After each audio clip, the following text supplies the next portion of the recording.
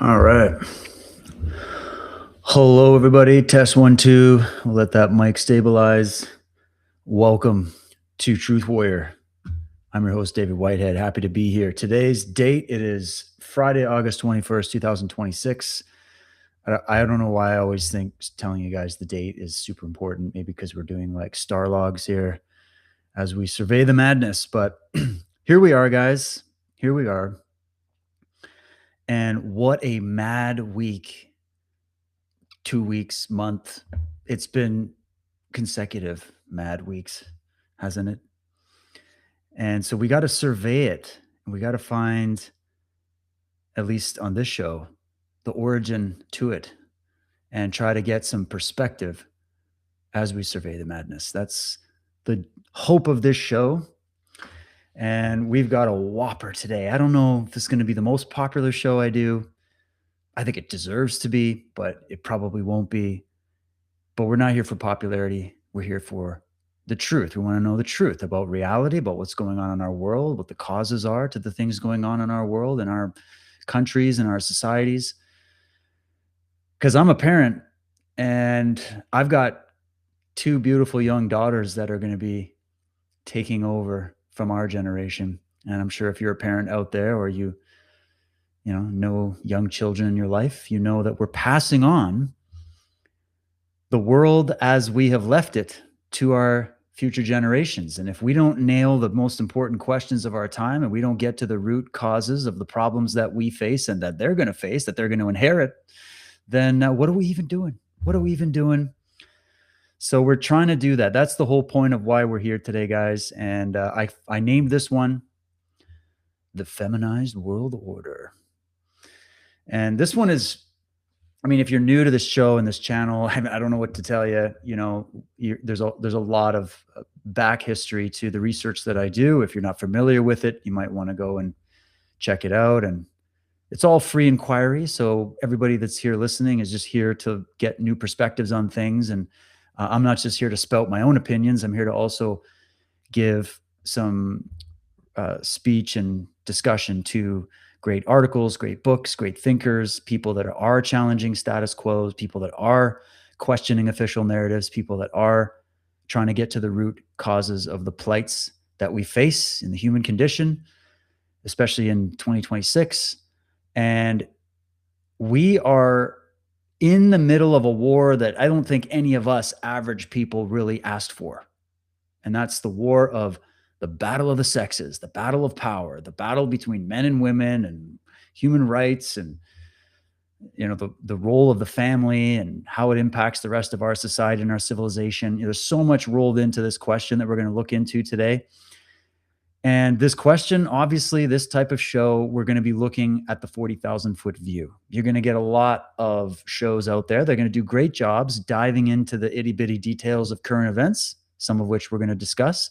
But I'm only bringing up these current events to give a broader context to the overall thesis and ideas that we're going to be getting into today. Some people might find them controversial, but, here we are trying to get to the bottom of things. And in order to get to the bottom of things, you have to have the freedom to think. And sometimes you have to think about things that are rather unpleasant to think about, but it's necessary. If the truth is your goal, if you want to maintain your freedom, it's going to be essential that we have these very challenging, but important and very badly needed discussions.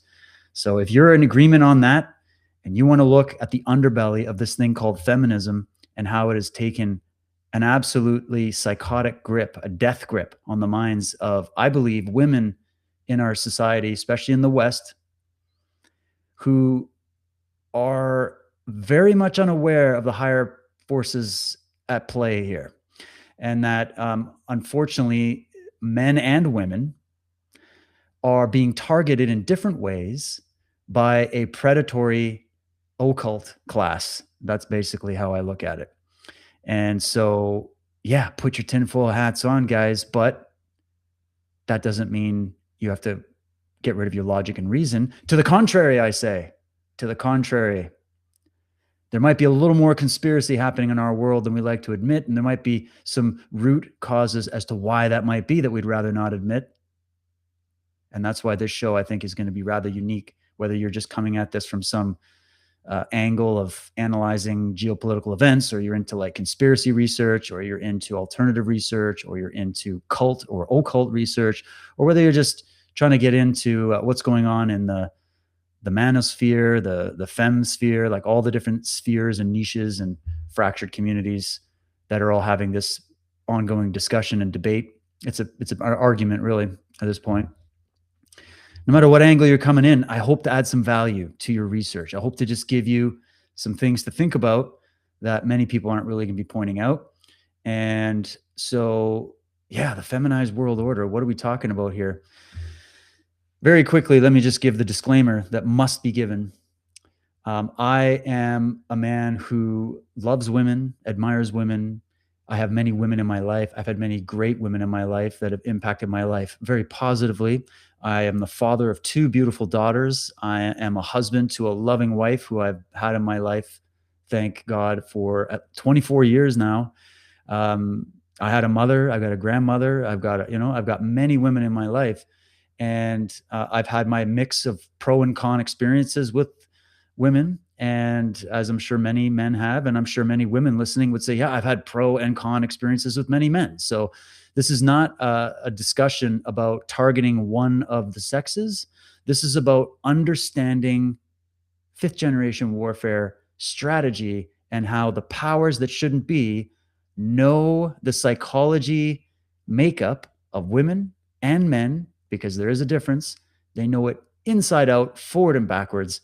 And it is from that knowledge of how human beings really tick on a psychological level that manipulation can occur so that greater power can be achieved as the manipulation ensues. So my perspective on all of this is not to sit here and attack women or attack men or attack any particular group or whatever. I think the whole identity politics thing is a complete ruse.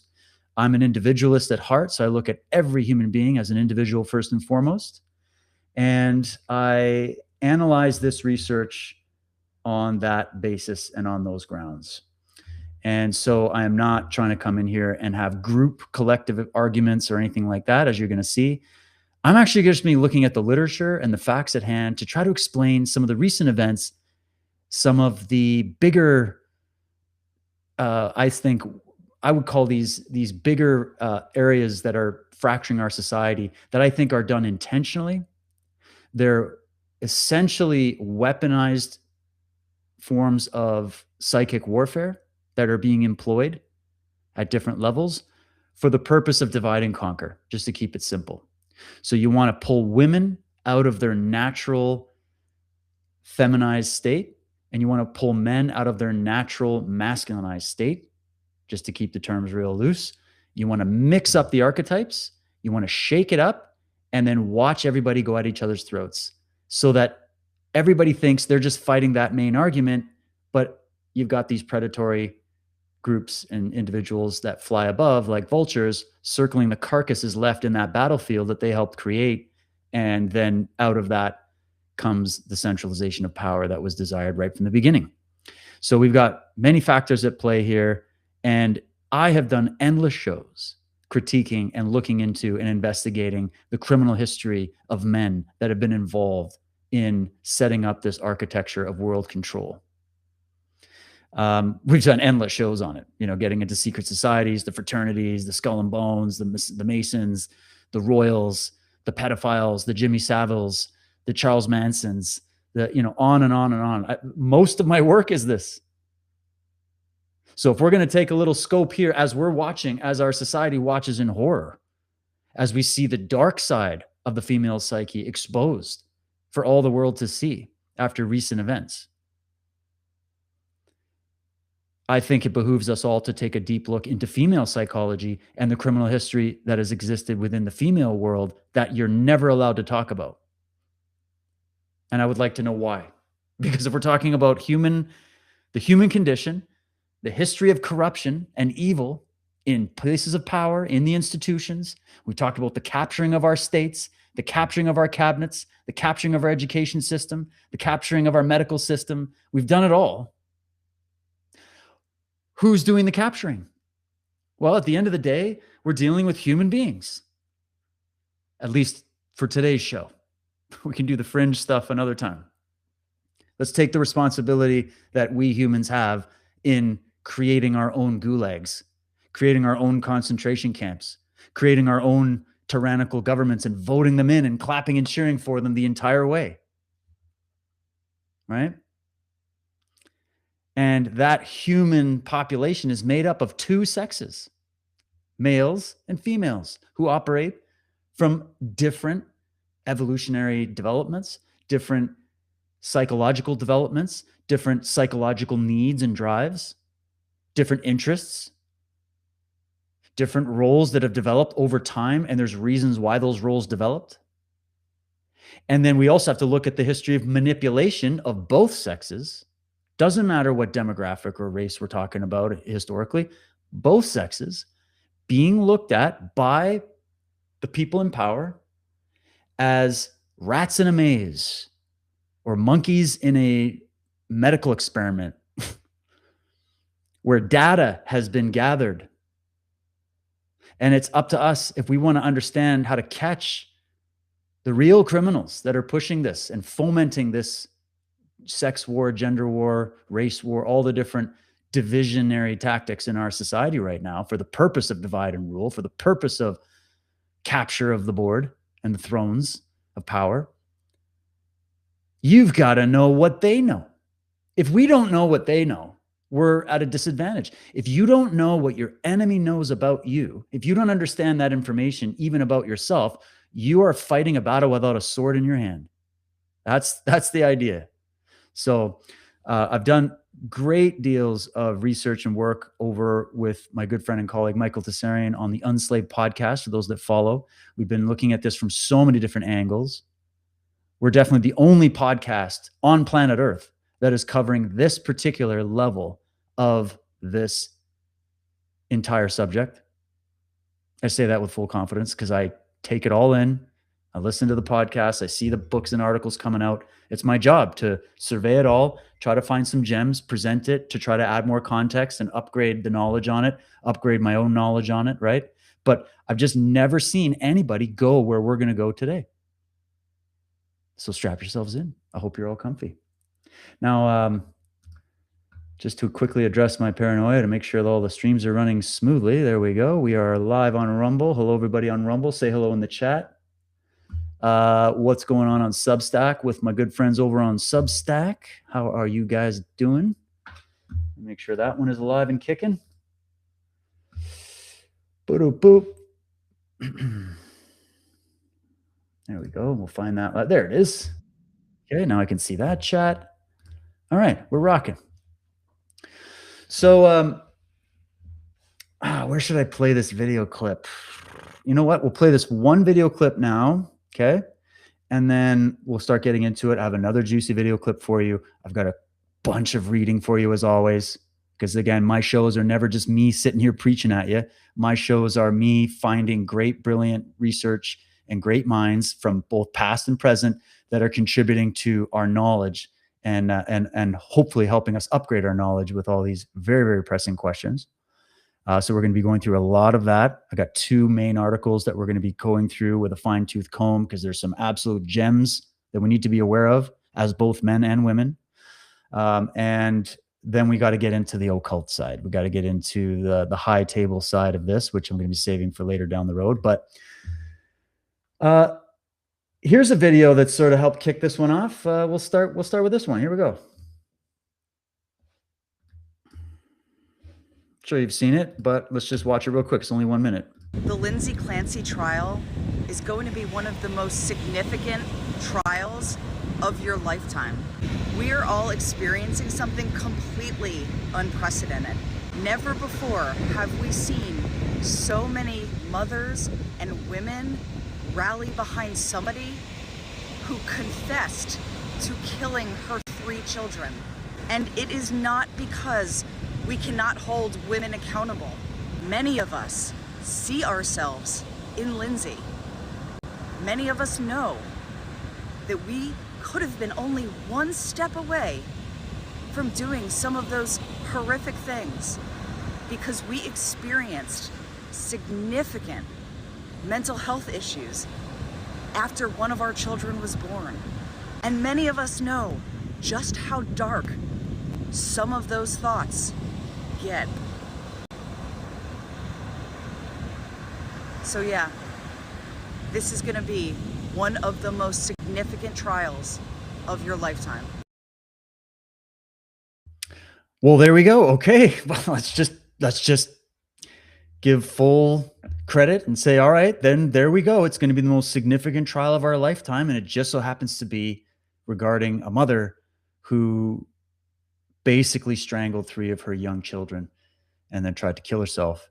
And this happened, I think, in 2023. And now the trial is on. And what do we see? Do we see a massive march of women in the West marching in solidarity with the three murdered children and the poor broken father who was probably utterly destroyed? Of course, the people watching might be thinking, well, but what if there was a conspiracy and it was really the dad that did it? I mean, let's look at the evidence of the case. I'm not here to argue that. I'm here to talk about this conceptually, because when she mentioned something very interesting there, she's like, no, this isn't women having an inability to prosecute other women at all. This is purely about us identifying that we have all the same feelings as this psychopathic mother that murdered her children. And we've had those same feelings, and therefore we're going to make this entire case about the feelings that many women who haven't gone to the level of this person and murdered their children, many have, but many haven't. But we feel like we're going to make this more about the postpartum depression thing, right? And many people have commented how, I don't know why this got blended together. Two things could be true at once. We could have a dialogue as a society, I guess, about the postpartum depression, the challenges that women and mothers go through. I've seen it. I've watched it. I watched both of my children being born. I've spoken about this with my wife many times. I've had these discussions, and funny enough, in those discussions, there was zero discussion about the desire to murder the children. Like that, none of that ever came up, and it was never conflated. Like a sane, rational woman in my mind. I mean, I'm a guy, so you can correct me if I'm wrong here, ladies, but the women that I know that are sane and rational, and I think good mothers and good wives and empowered women are not in any way, shape, or form trying to justify the murder of children. Like that is not at all. That is a separate issue. But yeah, I'm sure there's many discussions we could have about many of these SSRI pharmaceutical drugs from the psychiatric industry. We could talk about the whole history of the psychiatric industry, which we'll get into in a little bit. There's definitely things that we could talk about, but I feel like there's a bit of a bait and switch going on with this particular instance. And no, this show is not going to be all about this. I don't want it to be. It's been done to death. I've already given my opinions all over my X if you want to go check those out. But this just highlights a greater issue that I see cropping up that I believe doesn't just stem only as some organic thing that happens to all women, where they just have these vicious, brutal desires to murder their children with exercise bands in their basement. None of that kind of stuff. It's that there's a justification for it in some way, or that anytime you do have this conversation, there's this nagging little, how can we get around allowing any personal responsibility to fall on this woman or any woman that is in this situation?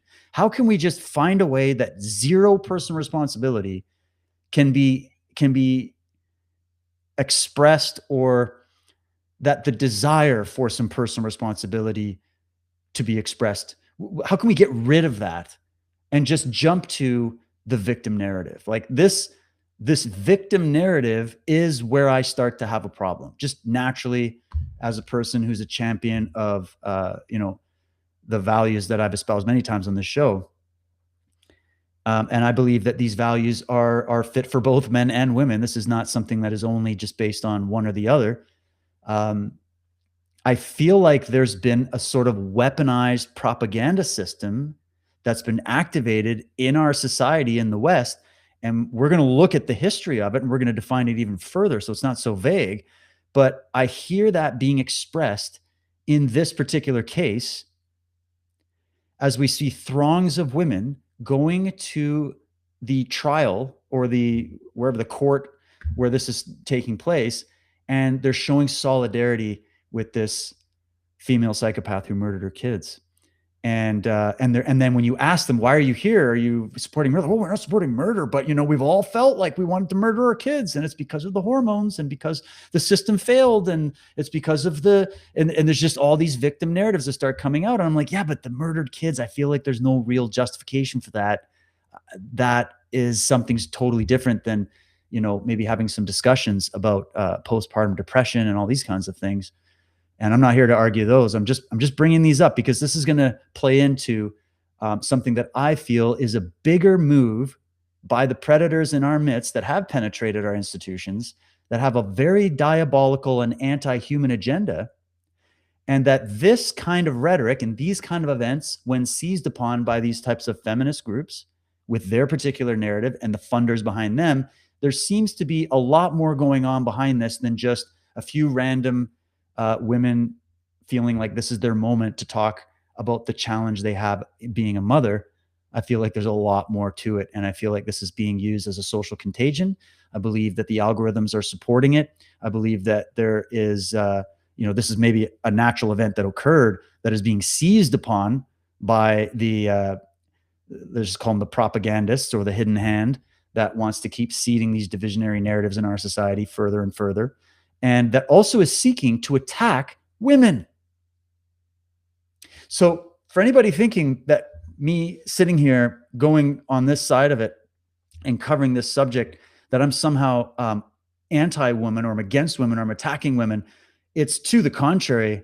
I am here in defense of women and trying to say, ladies, what if I told you that a lot of what you've been taught, a lot of what you've been hearing from this modern feminist lens and ideology was seeded to completely unseat your organic feminine nature and was done to you by other women, very powerful women that have a very psychopathic view of the world and of themselves.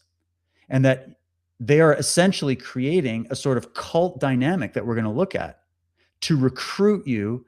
And they know the rhetoric that your ear likes to hear. Just like for men, I would say the exact same thing. I would say, men, your minds are being attacked and captured by other men who know your psyche inside and out, who have a psychopathic and very sick worldview of humanity and of themselves, and are seeking to pull and recruit your psyche into a very diabolical anti-human agenda. And specifically one that will help foment the complete destruction of our entire civilizational values. And all I'm doing is saying there was one that was tailor-made for men, the perfect weaponized system of how to attack the male psyche, draw them in by understanding their drives, their desires, their goals, their aspirations, what makes them tick, understanding them on a biochemical level, on a psychological level, right? And then do you really think they just missed out on half of the human population when it comes to women? That women were just left alone this entire time and have just been the only group that have experienced just sort of an organic flow throughout history of their ideas and what it drives them? This is why, guys, I've spent so many years going to the actual horse's mouth when it comes to the people that craft propaganda, that wrote the books on it, that understand human psychology, that understand mass psychology. And that when you understand that, you can do one of two things with that knowledge. You can use that knowledge to empower, uplift, and to heal the billions of fractured, broken psyches in the world, both men and women. You could use the knowledge that is held by the people that know about this in power. You could use it for good, is what I'm saying. Or the other option is you could use it for evil. You could use it for your own revenge against nature and reality. You could use it to gain power illegitimately. So that's where we have to understand this, okay? In my opinion. Now I just want to see, was there anything else on X I wanted to bring up here? The Lindsay Clancy. There was one more thing. Yeah, this is just, like just to show you what's going on at the courthouse. They're all there holding their kids. They're doing these symbols. It's a very collective action. There's symbolism being used, right? This is all part of these movements. They're all wearing the same clothes, the pink, the buttons, the ribbons, right?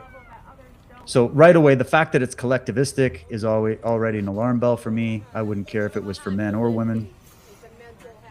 This kind of stuff smacks of social contagion. We'll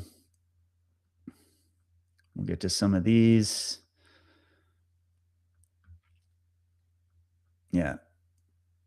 I just wanted to actually quickly, before we do this, let's show just to cleanse your timeline of all this crap. Here's a beautiful video. So these are the kind of videos I would prefer to see, ladies. Okay. I don't want to see TikTok videos of you throwing ice cubes at a bathtub and screaming like an insane person. That doesn't like, get a punching bag. There's many outlets. There's many things you can do to exercise those inner demons, quote unquote, right? Your anger, your rage, your resentment, to whatever it is, the feelings that you're having. There's ways to exercise that.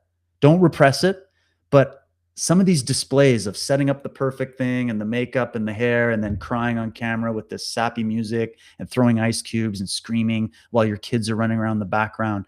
This is to any child psychologist or anybody that cares about children, child development, knows the 7 stages, knows how the child views the mother, the relationship between the mother and the child. Holy smokes, this is not looking good. Okay. But thank God for the beautiful, good, loving mothers and women that are out there and actually love their children and love being a mother and know the feeling that comes with it. Salute to you. Salute to you. You are the ones who are going to save the world, and you're the only ones that can. I actually think that and Michael and I have talked about this many times on Enslaved, the only people capable of stopping the vile, evil women and men at this point, because many of the men are just kind of going along with it, right? I believe only the good women are going to be the only thing that can turn this around. It's not really men that are going to be able to fix this particular issue.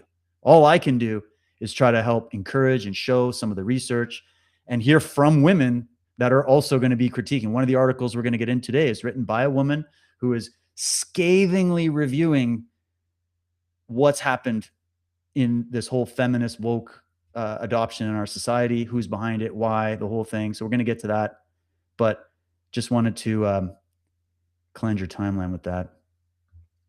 Also, I believe this is a very important mantra to hold right now because it gets pretty dark, doesn't it? I had some people, naturally being like, I don't want to look at any more of this. It's too dark. All these women that are out there talking about how they think about murdering their children every day and all this kind of stuff. It's just so dark. Well, no matter what we're covering, guys, this is your motto. I won't let this world dull me to its horrors. Don't let the world dull you. Don't let the black pills set in. All you can do is analyze it and strengthen your own psyche from it. That's the whole point. Because once you see the trick doesn't work anymore. So that's the healing process.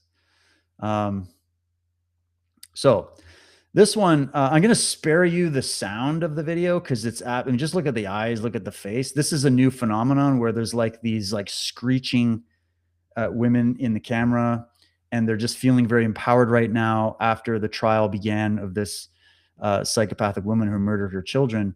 All 3 of them, by the way. They're feeling like this is our moment to tell the world what our inner rage is and how angry we are about how the world failed us and how the system failed us and how the doctors failed us and how the men failed, the patriarchy failed us, and how our roles as mothers is just a ball and chain, and these children are just maniacs and we can't handle it, and the depression and all this stuff. And so they're recording videos of themselves going batshit crazy as if that's good content, as if that's helping anything, right? And someone posted this saying, perhaps we are dismissing the very real possibility of demon possession in all of this because I'm struggling to come up with a better explanation. Mental health problems just don't get me there. Well, you're kind of onto something, Brittany. Mental health problems just don't get me there, right? But taking that gigantic leap to invoking spiritual dimensions and demonic possession, as though there's no personal agency involved here. There's no personal responsibility to be found anywhere. We're still back to this, like, there's zero desire for personal responsibility. And so you can go with demon possession if you want. If you want to get medieval about it. I mean, maybe there is I don't know. But what are demons? What are they? Voices in your head? Are they voices from other people that are getting into your head, or are they your own voices? What if you found that out? I don't know.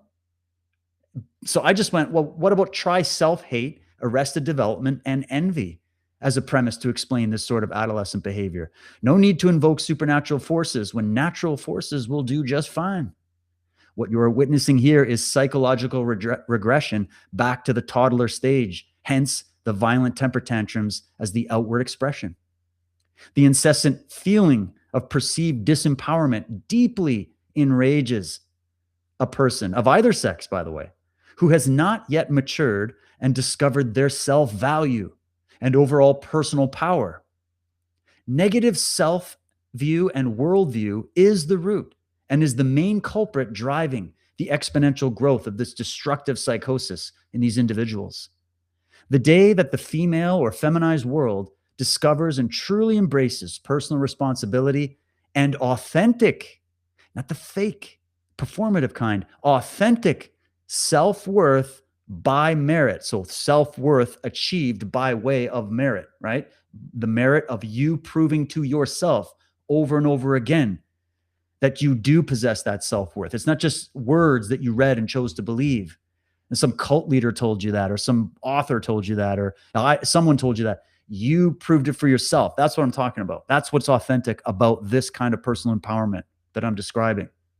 Okay, so once the feminized world truly embraces personal responsibility and authentic self-worth by merit as virtues rather than oppressive chains, they instantly unlock the very personal empowerment they are erroneously seeking from the external world, because the two go hand in hand. So there's my main argument. And I think we can stop sharing X here. Yeah. And let's get into this now. Pull up the slides. So I've got two articles we're going to be covering today. I will have these posted afterwards. I'll post them on my social media. I just want to do all this back and forth. We're going to dive into it. One is an article by Michael Tessarian called Phony Feminism. We've also done an episode on the Unslaved podcast all about it. I'm not going as deep as that, but I do want to read some very important segments from that one.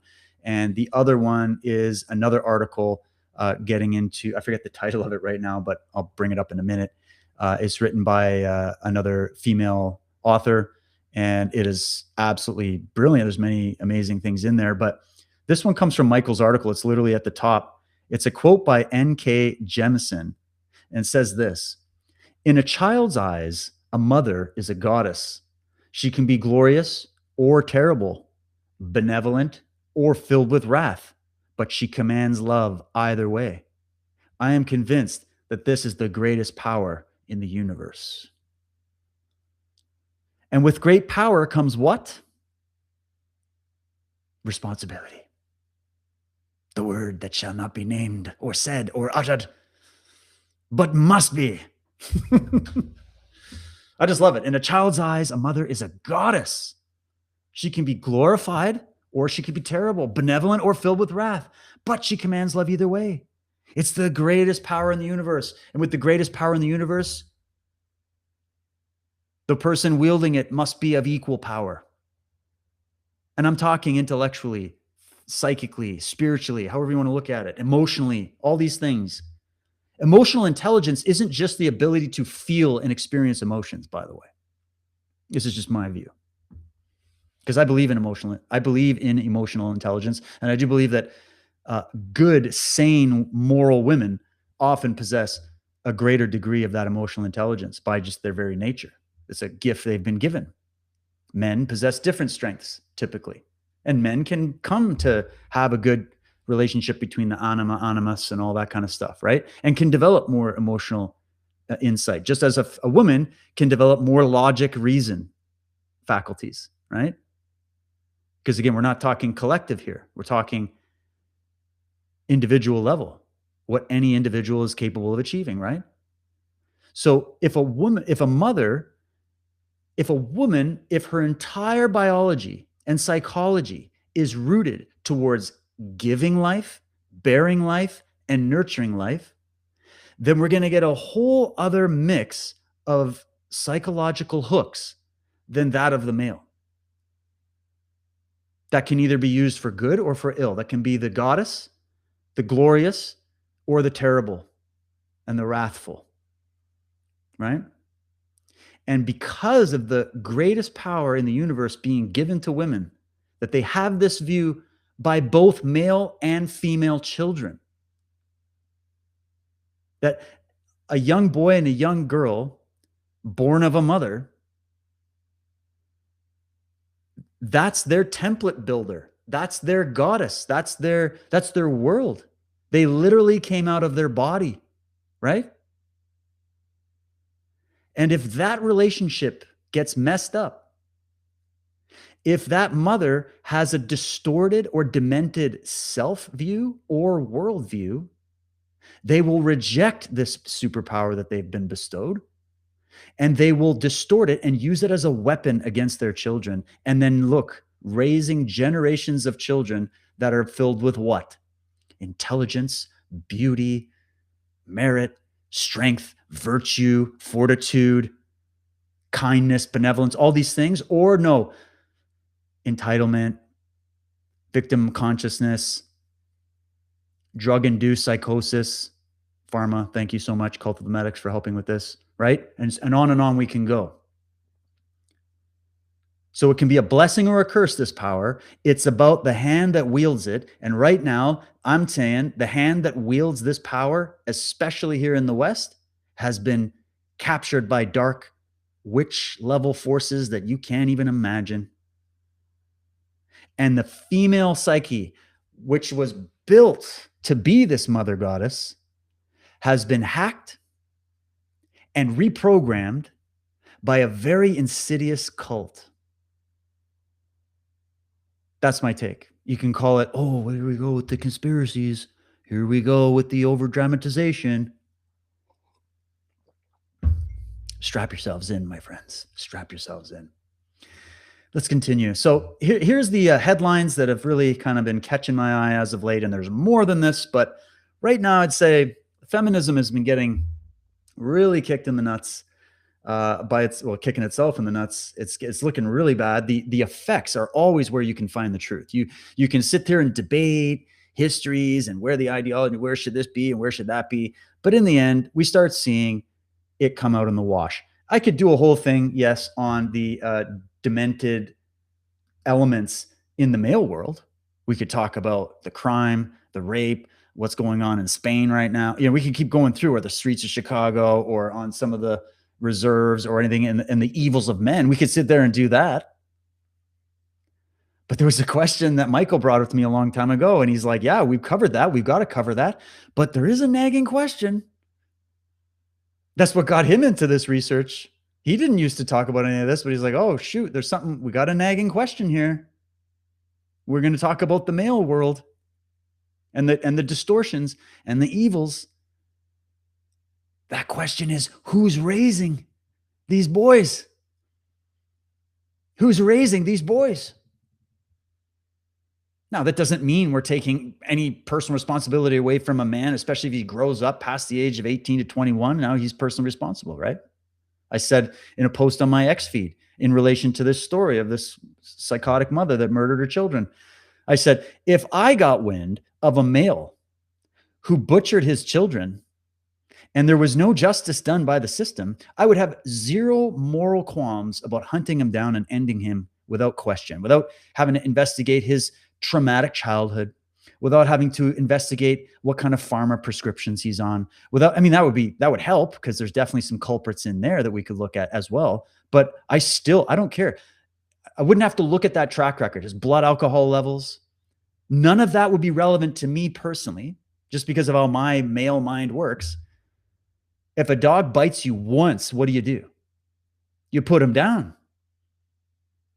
If a dog bites a child, you put him down. Why do we do that as a society? Why? Because we know he's going to bite him again. We could say that dog that bit that child was abused as a puppy and was put on psychiatric medication by his veterinarian. But at the end of the day, we're still like, yeah, but we can't have a dog running around biting babies on the beach now, can we? Right? So, sorry, dog, end of the line. It would be the same mindset for me personally when it came to a man. I wouldn't have I talk to any man. In fact, men that abuse children, when they get put in prison, what happens to them by people who murder all kinds of people? Anybody who's pedophilic, raping children, murdering children, especially their own children, they don't last in prison amongst the worst of the worst. That's how the male world works when it comes to this.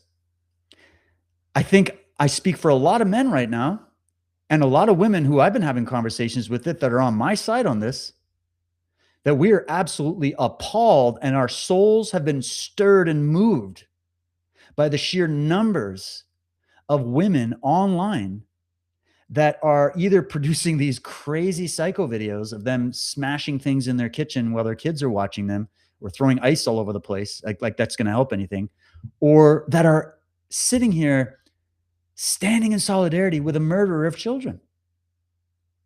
And this is the question. So, couple stories that have been hitting the headlines. We've got all these fires going on. I'm not getting into the climate change thing, but here in BC and in Canada, it's an interesting thing going on. We've got these radical shaved head females that are out there lighting fires. It's like Charles Manson meets Antifa, right? So we got third women in 2 weeks accused of lighting fires in the BC interior. So we got that question. What's going on with all the arson, and why is there very little conversation about that? Why does it always default to, when are they going to make the taxes bigger so that we can stop CO2? Next, we've got the Democratic governor that signs in Massachusetts a bill that allows abortion up to birth. And we all saw the women clapping and smiling and crying in solidarity with that, which appalled many of us. And then we've got this now. Hundreds of Lindsay Clancy supporters rally outside the courthouse in support of this woman that brutally murdered her children. So what has happened to the women in our culture? Well, I'll tell you what's happened. They were hit with the dancing plague, with the hysteria, with the manufactured payload that met the dark triad traits that are lurking below all of our psyches, should we not keep those things in check. We used to call those the demons. You can call it whatever you want, right? They've been activated and let loose and then encouraged like the wildfires. It's like the wildfires being spread and started by all these arsonists. There's even like a picture of a guy with his shirt off I think it's in BC somewhere. He's standing there relishing in the fire he just started, right? Burn the place down. Well, who wants to burn the place down? The people that are burning inside, that's who. When you're burning inside, and we can get to the reasons why you're burning inside, when you're burning inside, if you can't exercise that demon, what are you going to do? You're going to start the fire outside, aren't you? So here's my issue, and it's becoming worse and worse, not better and better. And so we got to talk about it, guys. I'm sorry. Have to do this. And I have to point this out here, because what are we being told? We don't, any argument but personal responsibility. You heard it here.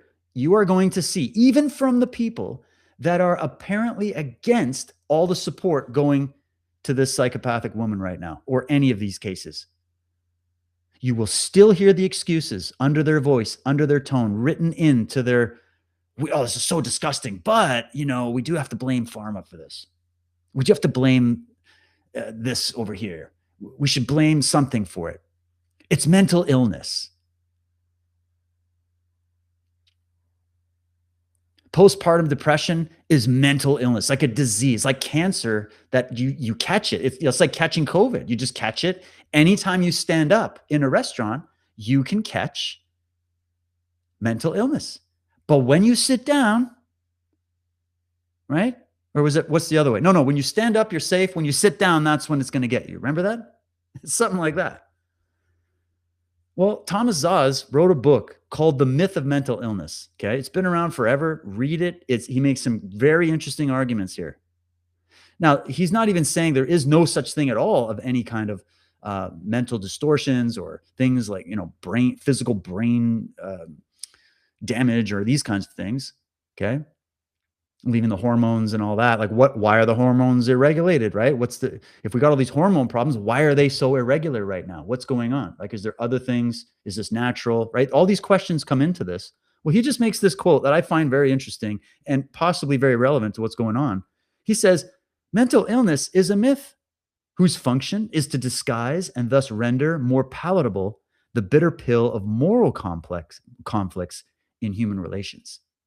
So he's saying we don't judge things by moral virtue anymore. We judge it by mental illness category, which should be treated by medications and prescribed by the medics. That on the inserts of these medications is a list of possible side effects that are, guess what? Worse than the problem they're trying to solve. You've got a little postpartum depression. Here's psychotic visions, like as a way of dealing with that. Here's, a whole lithium and all kinds of crap and cocaine derivative pharmaceuticals and all these different things, right? So it's just become an absolute mess. So that is another element that is not largely being discussed with all of this, is that there's a coping mechanism and a get out of jail free card that's handed out anytime some of these things happen. We see this with Islamic jihad in Europe and in the West. These guys giving out, oh, he was just mentally ill when he shouted Allah Akbar and started knifing people in the street. Mindless. He had mental illness. He had a psychotic episode. That's what it had. Nothing to do with the commandments that he's been raised with and took literally and started acting upon. Right? It has nothing to do with that. It's all to do with this mysterious mental illness, which is actually, if you look at it side by side with the demon explanation of the Middle Ages, it's the same. It's a passing of the buck. And again, I'm saying that not to say there aren't external forces that can contribute to these horrific things. It can exacerbate, it can encourage, right? Which is the job, I think, of these different elements, right? But you see, when you know how powerful you actually are to make choice in your life, and that choices are made along the way, and that wide and broad is the path to destruction, and narrow and cold and, thorny is the path towards the truth and to freedom and liberation. You're going to realize there's a lot more going on than just some mental illness that we can blame all of our deviant and immoral behavior on. What a beautiful get out of jail free card. How many psychopaths and serial killers are let go because some, I'm sorry to say it, female judge comes in and goes, oh, poor guy, Jeffrey Dahmer. He was dropped on his head and he had just a horrible abuse in his life. And, his mental illness is he just decided to eat his victims. Like, let's let the guy go. I'm not saying what's happening to Jeffrey Dahmer. I'm just saying, like, it's like that. There's many cases like that. They let these guys that are just rampaging around out right away on bail because there's this coddling softness that's come into our judiciary system for some reason. And I wonder what that might be all about and where that comes from. But anyways, don't want to get on too many tangents here. Let's continue. Got lots of more reading to do. So here it is. This is where we're going to begin this investigation today. This is an incredibly important and I would say historic article. It's very, very few times you're going to find a female author write openly on the subjects we're going to get into. And it actually gives me hope. It gives me hope that I've had great feedback from women in my life who actually encourage me to do this kind of show and encourage the exploration into this, because they know full and well there's very few. You can count the amount of women on one hand that are actually looking into female psychology to this level, analyzing feminism honestly as to where we're at with it right now, and really getting into the guts of what's going on in our society and being honest about it. It's like on one hand, you can count them. Thank God for them, but they're few and far between. And here's one of them. Helen Andrews, she wrote a article called The Great Feminization. She's a conservative female, and she wrote this, and she's like, oh, this is the most controversial thing I've ever written. I thought I was just going to get total blowback, but it turns out she gave a talk on it at some conservative convention. It had over like hundreds of thousands of views. It was the most viewed talk at that convention in their history. The article's flying around. And that means it's resonating with both men and women because she's pointing out something here that you just can't deny. Okay, so we're going to start with her and we're going to work our way up the chain here. So here we go. She opens with this. The basic facts of the Summers case. She's talking about Larry Summers when he had to retire from Harvard. Okay. She believes that was the moment that all this thing called woke kicked off. Okay. But anyway, she's going, the basic facts of the Summers case were familiar to me. On January 14, 2005, at a conference on diversifying the science and engineering workforce, Larry Summers gave a talk that was supposed to be off the record. In it, he said that female underrepresentation in hard sciences was partly due to, quote, different availability of aptitude at the high end, as well as taste differences between men and women. I mean, are you shocked to hear there's taste differences between men and women? This was super controversial. And he says it's not attributable to socialization, because this was the rhetoric they were trying to cram in at the time, that it was all just socialization and social constructs, right? Some female professors, she says, in attendance were offended and sent his remarks to a reporter in defiance of the off-the-record rule, which, interesting, why would we break that rule? The ensuing scandal led to a no-confidence vote by the Harvard faculty and eventually Summers' resignation. The essay argued that it wasn't just that women had canceled the president of Harvard. It was that they'd canceled him in a very feminine way. They made emotional appeals rather than logical arguments. When he started talking about innate differences in aptitude between men and women, I just couldn't breathe because this kind of bias makes me physically ill, said Nancy Hopkins, a biologist at MIT. Summers made a public statement clarifying his remarks, and then another, and then a third, with the apology more insistent each time, as the pressure mounted, right? Experts chimed in to declare that everything Summers had said about sex differences was within the scientific mainstream. These rational appeals had no effect on the mob hysteria. This cancellation was feminine, the essay argued, because all cancellations are feminine. Cancel culture is simply what women do whenever there are enough of them in a given organization or field. That is the great feminization thesis, which the same author later elaborated upon at book length. Everything you think of as wokeness is simply an epiphenomenon of demographic feminization. And I know that's a bombshell, but stick with me, guys, and stick with her. The explanatory power of this simple thesis was incredible. It really did unlock the secrets of the era that we are living in. Wokeness is not a new ideology, an outgrowth of Marxism, or a result of post-Obama disillusionment. It is simply feminine patterns of behavior applied to institutions where women were few in number until recently. How had I not seen it before, she asks. Now, let me just come back on this. She's making an interesting case here, and I want to clarify, because I'm going to disagree that this is not an outgrowth of Marxism or any of that kind of stuff. I'm going to say, no, it actually is. Okay. You could actually argue that Marxism, as I've gone into in the occult history of communism, Marxism was an attempt to feminize men.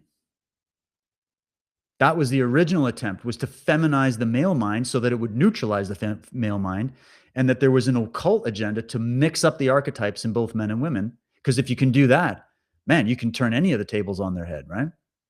That's just a loose description of the theory. So I'm going to expand on that, but I feel like her saying wokeness was not some new ideology, an outgrowth of Marxism, result of post-Obama disillusionment. She's just looking for a way to say, no, it's actually just, this is female culture applied at the institutional level. And before any woman listening to this just suddenly takes offense to that and thinks of it as a personal attack, hold on that. Because what we're saying here is that what she's going to get into is that there's a reason why women behave in that way. And it has to do with our agricultural history, our evolutionary biology, our history, like the history of our psychology, the history of the formation of tribes that eventually led to civilization. And there's a whole backdrop of the reasons why.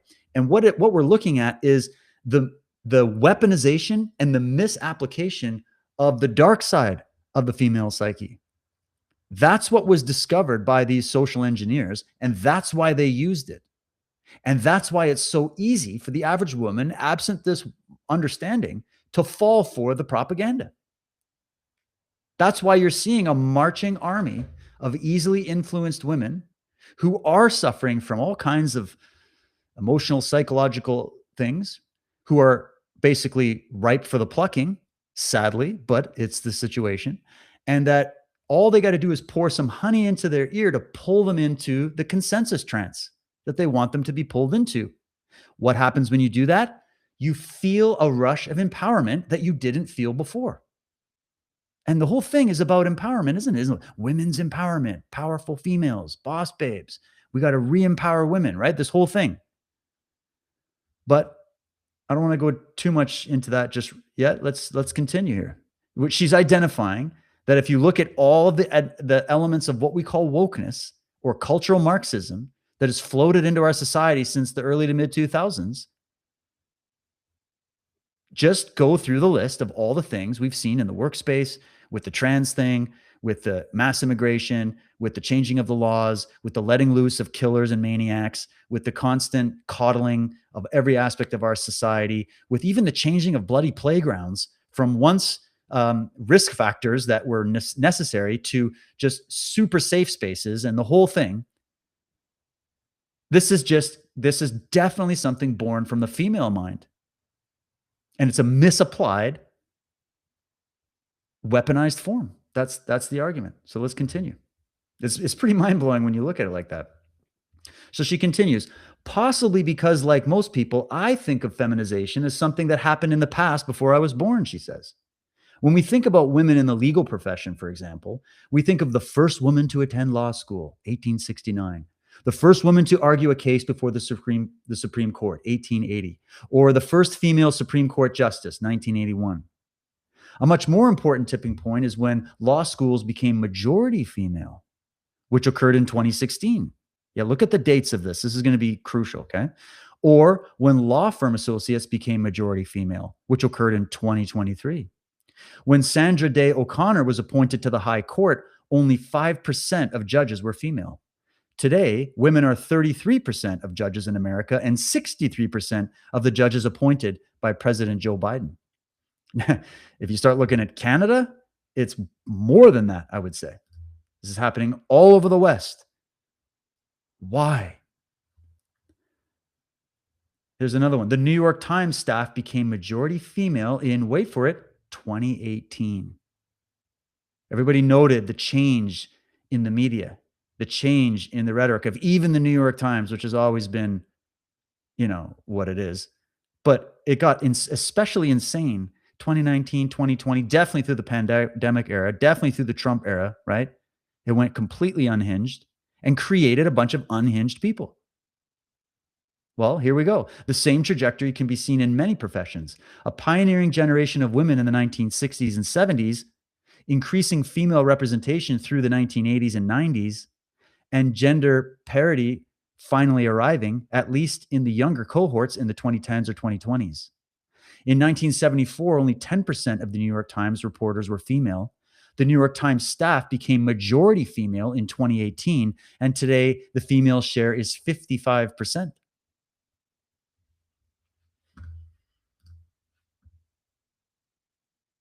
Now, this one caught my attention.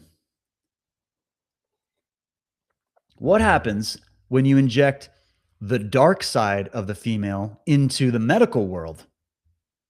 Well, let's look at this. And again, pay attention to the dates. Medical schools became majority female in 2019. In 2019, women became a majority of the college educated workforce nationwide in 2019. Women became a majority of college instructors in 2023. Women are not yet a majority of the managers in America, but they might be soon, as they are now 46%. So the timing fits. Wokeness arose around the same time that many important institutions tipped demographically from majority male to majority female. And she didn't even cover Hollywood, but that would be another interesting case to look at, because look at the plight of our films and our stories and our myths, right? So the substance fits too, she says. Everything you think of as wokeness involves prioritizing the feminine over the masculine. And maybe before I continue, just really quickly, if you were to take a more Jungian approach to this, or an understanding of archetypes that exist in both the male and the female psyche, you would understand that when we use the word feminization, we're not just talking about sex. We're talking about a particular lens that you use to view the world. Okay? And that lens has a very important function. Remember what I was saying about the goddess? The goddess symbol, the goddess within, whatever you want to call it, has an extremely important function in your psyche, as women do in our world, right? So we're not saying one over the other, none of that. Superiority. It's misapplied traits, misapplied ideals, misapplied organization. So if you have the prioritizing of feminine over the masculine, we're not talking about equality here. We're not talking about unifying some perceived, differential. We're talking dominance. The future is female, not the future is for all humans, right? It's a particular brand of anti-male propaganda it's happening to men and to women. And not just male as in the sex, masculine thinking in general, the heroic principles of what we call the masculine part of your psyche and your thinking. The heroic traits that believe in order, that believe in rules, that believe in rules for a reason, that believe in justice, that believe in observing facts of reality without emotional biases, so that we can understand reality better and make better informed decisions instead of emotional, right, currents behind everything. The worshiping of emotion over logic and reason. Obviously, we're not saying unseat emotion. We're just saying what I think they've done here, the real predators, is they've gone in and it's the witch's cauldron. They've remixed nature into a distorted form. And that's what we're seeing in this radical feminism. So this is it. She's like, the substance fits too for this woke explanation, this feminization explanation. Everything you think of as wokeness involves prioritizing the feminine over the masculine, empathy over rationality. That's what we call suicidal empathy, safety over risk, cohesion over competition. Cohesion meaning collectivism. Who are the champions for collectivism, really? Other writers who have proposed their own versions of the great feminization thesis, such as Noah Carl or Bo Weingard and Corey Clark, who looked at feminization's effects on academia, offer survey data showing sex differences in political values. One survey, for example, found that 71% of men said protecting free speech was more important than preserving a cohesive society, and 59% of women said the opposite. So just on the issue of free speech, if you're in a room of 100 men and 100 women, you can find this poll. I'm guaranteeing you're going to have different answers to that question of what is the value? Is there a value for free speech, which just so happens to be one of the foundational principles and pillars of our entire civilization and our entire legal framework, and the battles that we fought, that men had to die in bloody wars to try to achieve? And we're just throwing that out in favor of what? Protection of feelings, social cohesion over freedom of speech. But if you get rid of freedom of speech, you don't produce genius. And then now you have to have a police apparatus to police everybody's speech and a government apparatus. So you got to grow bureaucracy, you got to grow power, centralization of power, and you got to start becoming a totalitarian. But you can't have that conversation because I'm sure many of the people that go along with this, both men and women, right? You can have feminized men as well and feminized women, hyper feminized, not balanced, who would go, well, that's why we have to destroy the pillars of the West, because we have to coddle people's feelings more. We have to protect the feelings. The words are violence. Is that a male idea, that words are violence? Is that coming from like true masculine men who deal with physical violence all the time, who have a genetic memory of what physical violence really entails, what the threats are? Do you think you're going to talk to that guy and try to educate him about how words are violence? No, that is something that comes from the female mind. Now, it makes sense in context of raising young children, but it doesn't make sense when it comes to our legal system and our entire society and what we're going to police and what kind of power we're going to give the government. So there you go. Interesting. There's many surveys been done on this. She continues. The most relevant differences, and this is huge, the most relevant differences are not amongst individuals, but about groups. In my experience, individuals are unique and you come across outliers who defy stereotypes every day. But groups of men and women display consistent differences. So this gets into the collectivization aspect here, which makes sense if you think about it statistically. A random woman might be taller than a random man, but a group of 10 random women is very unlikely to have an average height greater than that of a group of 10 random men. The larger the group of people, the more likely it is to conform to statistical averages. This is why you don't want to disappear into the crowd, my friends. You want to remain an individual. Female group dynamics favor consensus and cooperation. Let me just read that again. This is so important. Female group dynamics favor consensus and cooperation. That makes sense. That could be a beautiful thing. But is there a negative aspect to that? Is there a element where, let's say you are a predatory high table that is seeking world dominion or power over society or unearned power of any kind, because there's plenty of that, right?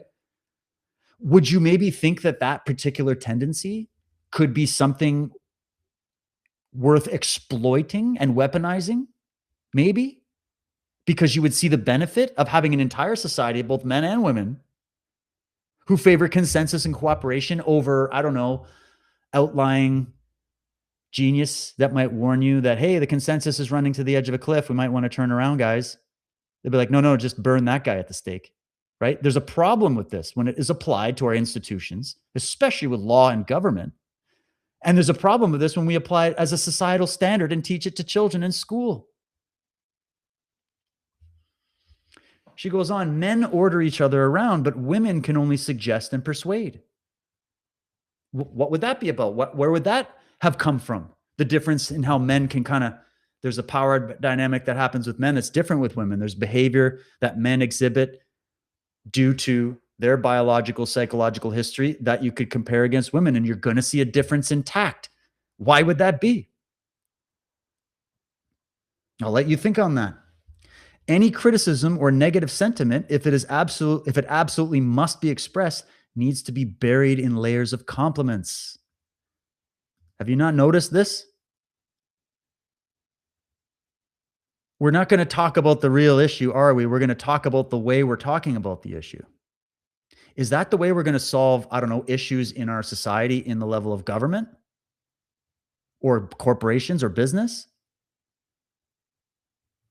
The outcome of a discussion is less important than the fact that a discussion was held and everyone participated in it. The most important sex difference in group dynamics is attitude to conflict. That's the other thing. It's an attitudinal difference.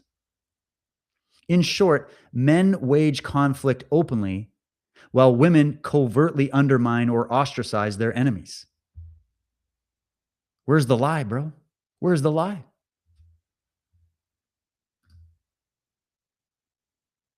No. This is interesting. Men tend to be better at compartmentalizing than women, and wokeness was in many ways a society wide failure to compartmentalize.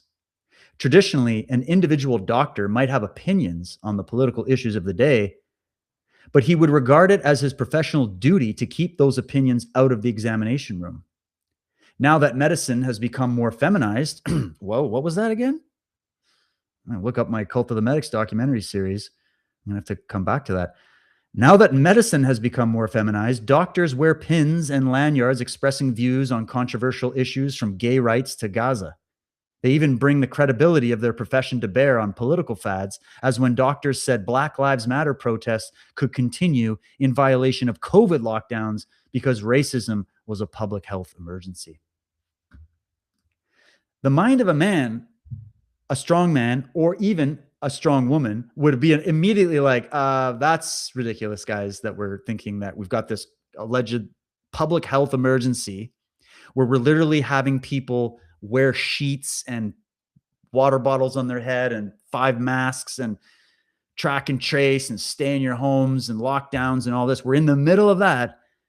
But you know what? The feelings of the Black Lives Matter protests right now are just also the same level of health emergency. So we're going to risk exacerbating health emergency number one in order to help address health emergency number two.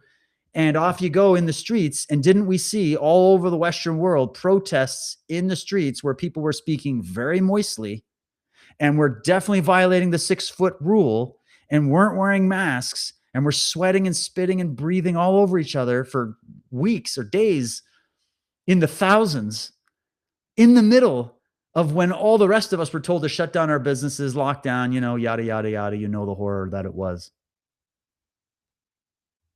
And I did have a picture before of how many of your health ministers were women telling you. And even here in BC, we got it right up. We got that highly feminized Bonnie Henry coming out with her, be kind, just be kind and listen to the rules from China and the World Health Organization.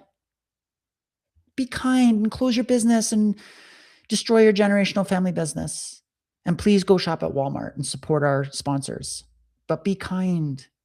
So what do people hear? They hear the female message, be kind, help those that are poor and needy, right? And meanwhile, people are dying and suicide and all kinds of shit and heart attacks and then the jabs and the push and this and that. The control freakism. Well, which group would possess more of the control freak umbrella parenting kind of idea? Frightened minds, feminized minds that are too much over the edge on one side of it. So I start seeing this kind of stuff and I'm like, holy smokes. I was not expecting a woman to come out and write an article like this. Bless her. Because it's about being honest. Right? That's the only way we're going to fix any of this and return the balance. That's all I'm advocating for. Returning the balance. But when they're saying, when they put these kind of policies in, and then the doctors are all part of the political, it's like watching NASCAR guys come up with all their sponsors all over their jackets. Well, that makes sense in sporting because they need to be paid and we get that. But these guys are sponsored by ideologies. And you're a doctor. We don't care about your political opinion. You're an actor in Hollywood. We don't care about your political opinion. Why are you talking about that? If you're the doctor, just tell us about health. That's your job. Why are you jumping into all these political issues? Well, it's because the whole campaign is fracture and create divide and rule. So you need everybody that way you get people of influence coming out and telling you what you should think about political opinions. but they're coming from people that aren't experts on it. Why would that be something that was spread in with all these issues? And then what do you have? People scrolling, these stay-at-home moms, these dads, whatever, just sitting there scrolling all day, getting little impressions of what's happening in the world by reading headlines on Facebook or whatever, TikTok, watching these little videos. And what have we got as a result of that? A completely misinformed population that is stuck in consensus trance and mass hysteria, mass formation. We're not getting independent thinkers that are going in and actually studying and analyzing all the arguments and all these different events that are going on and learning about psychology and learning about, we're not getting that. We're not getting like enlightened people coming out of this. We're getting dumber and dumber and dumber. And I would just like to point out once again that I think that's by design.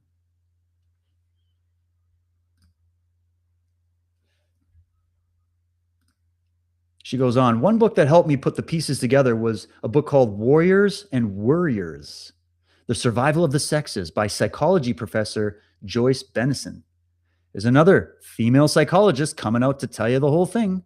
She theorizes that men developed group dynamics optimized for war, while women developed group dynamics optimized for protecting their offspring. A simple explanation. What's the problem with that? It makes sense. But when you twist those and you put people that develop their group dynamics optimized for protecting their offspring in positions of war and vice versa, what happens? These habits, hold on, I gotta do this. These habits formed in the mists of prehistory explain why experimenters in a modern psychology lab in a study that Benison cites observed that a group of men given a task will jockey for talking time, disagree loudly, and then cheerfully relay a solution to the experimenter. So that's what men do. We fight it out, we butt heads, we get to the point, we kind of bully each other a little bit and break each other's balls, and then we all sit back and cheers a beer to a success, and we go and we are buddies after. That's how men do things. Okay, once we figure out the pecking order, it's all good, bro. However, a group of women given the same task will, this is a quote from the study, politely inquire about another's personal backgrounds and relationships, accompanied by much eye contact, smiling, and turn taking, and pay little attention to the actual task that the experimenter presented. I've seen this in real time. It's a virtue in some areas and a vice in others. Wouldn't you agree? That's the problem.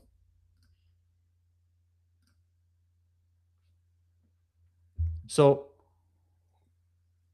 she goes on to say the point of war is to settle disputes between two tribes, but it works only if peace is restored after the dispute is actually settled. Men, therefore, developed methods for reconciling with opponents and learning to live in peace with the people they were fighting yesterday. Females, even in primate species, are slower to reconcile than males. Come on, ladies, I know you know it's the truth. That is because women's conflicts were traditionally within the tribe over scarce resources, to be resolved not by open conflict, but by covert competition with rivals with no clear terminus. All of these observations matched my observations of wokeness, but soon the happy thrill of discovering a new theory eventually gave way to a sinking feeling, she says.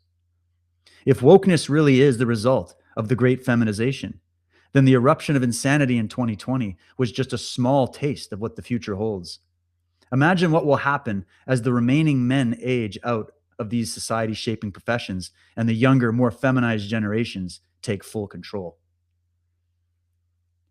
And by feminized, she means both the young men and women that are being raised in the education system by predominantly women. And here's the other reason why it can become a problem. What happens if you find out that the vast majority of women have been brought into this social contagion and they are believers in this? They were raised to believe in this.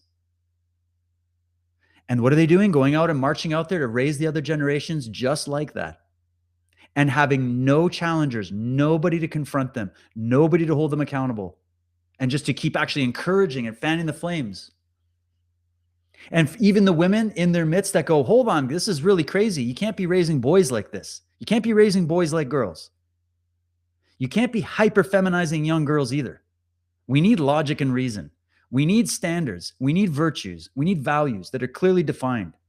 We need a way of resolving differences. We need a mechanism of force in our society to enforce rules so that criminals don't overtake our society. We need a defense force for our country, for our home. And meanwhile, this army of mind-controlled, feminized women are being brought into something that is helping to drop the guards at the gates. Is that by any coincidence? If I've been telling you this is about a greater war, this is just a weapon used in a greater war to smash this civilization and replace it with something that is a horror dream of all the dystopian movies you watched growing up. Okay? A tyranny you can't imagine. I'm not saying every woman involved is knowing this, just like every person involved in falling for all the COVID crap was knowing that that's what it was at the time. It turns out there's blind spots in the human mind, and we can be easily bamboozled. In fact, it's easier to install lies in the human mind than it is to install the truth. And it goes back to that little issue we have with personal responsibility that I was telling you about, but we'll hold on to that for later. Now, this is where it gets even more sticky. The rule of law will not survive the legal profession becoming majority female. What do you think about that? Well, here's what she thinks. This was her biggest fear. Okay, the sinking feeling she was describing was she started to really think about the implications of the legal system. The threat posed by wokeness can be large or small depending on the industry. It's sad that English departments are all feminized now, but most people's daily lives are unaffected by it. Other fields matter more. You might not be a journalist, but you live in a country where what gets written in the New York Times or the CBC News determines what is publicly accepted as the truth. If the Times become a place where in-group consensus can suppress unpopular facts more so than it already does, that affects every citizen. That's a big problem. If your main drive is group consensus is valued over unpopular facts, then what do you think the majority of the journalistic department is going to turn into in your local newspaper? Are they going to be reporting the facts to you? Probably not. The field that frightens me the most, she says, is the law. All of us depend on a functioning legal system. And to be blunt, the rule of law will not survive the legal profession becoming majority female. The rule of law is not just about writing rules down. It means actually following them, even when they yield an outcome that tugs at your heartstrings or runs contrary to your gut sense of which party is more sympathetic. This is the issue. This is the issue. If you have a legal system that starts to favor heartstring, feelings-based, emotionally empowered arguments as to why you should let that knife-wielding maniac out of jail, we have a problem, Houston. And you can have that done by a feminized female in power or a feminized beta male. It's still going to be the same result. They're just the acolytes.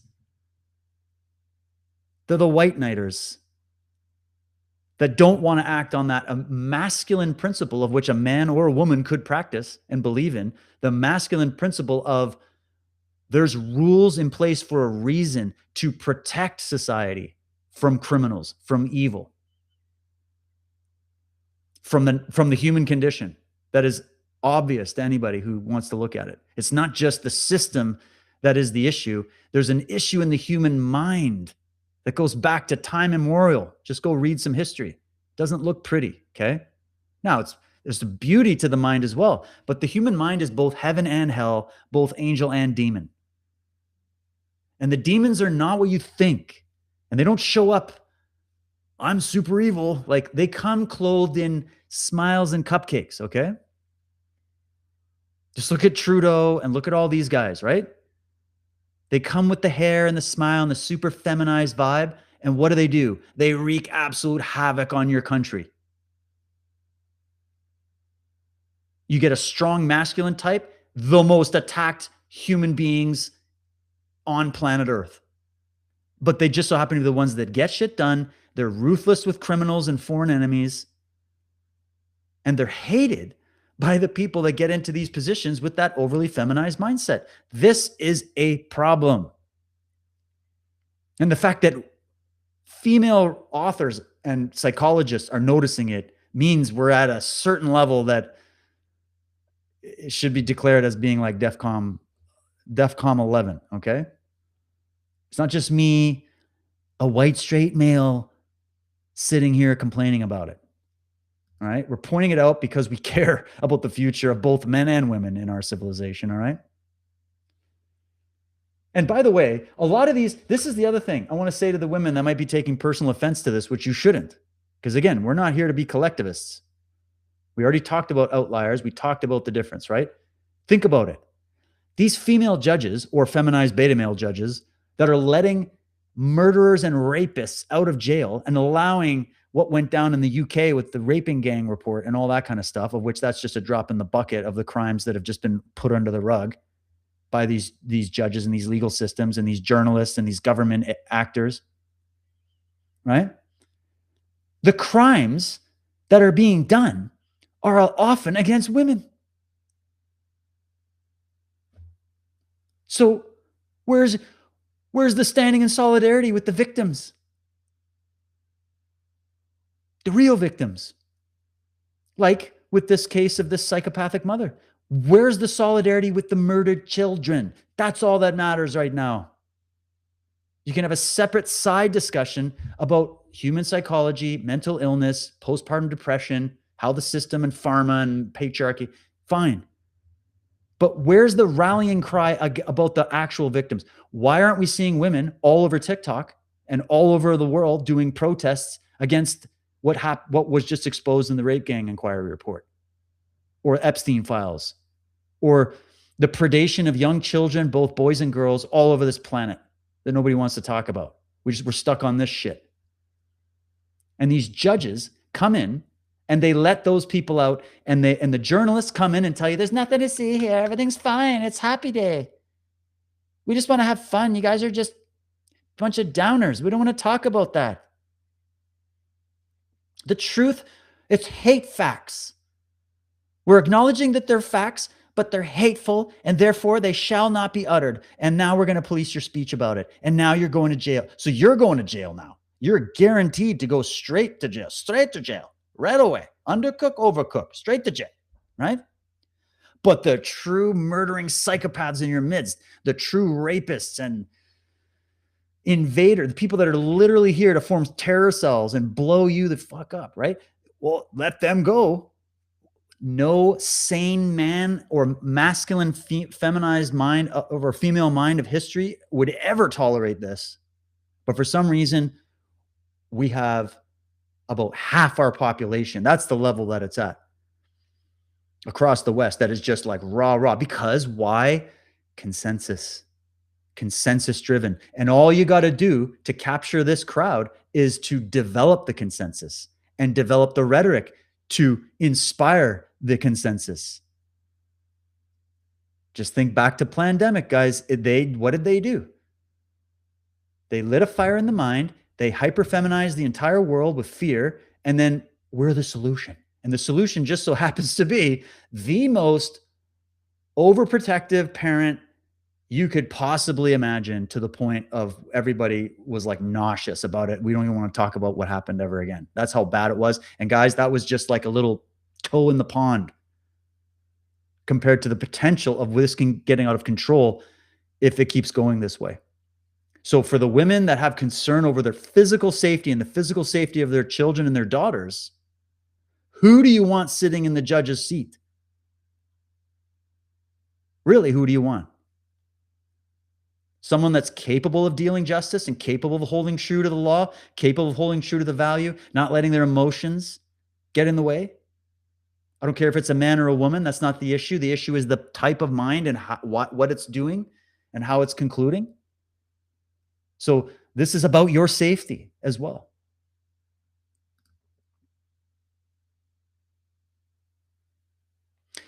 A feminized legal system might resemble the Title IX courts for sexual assault on college campuses established in 2011 under President Obama. Don't forget about that. These proceedings were governed by written rules and so technically could be said to operate under the rule of law, but they lacked many of the safeguards that our legal system holds sacred, such as the right to confront your accuser, the right to know the crime you were accused of, and the fundamental concept that guilt should depend on objective circumstances knowable by both parties, not in how one party feels about an act in retrospect.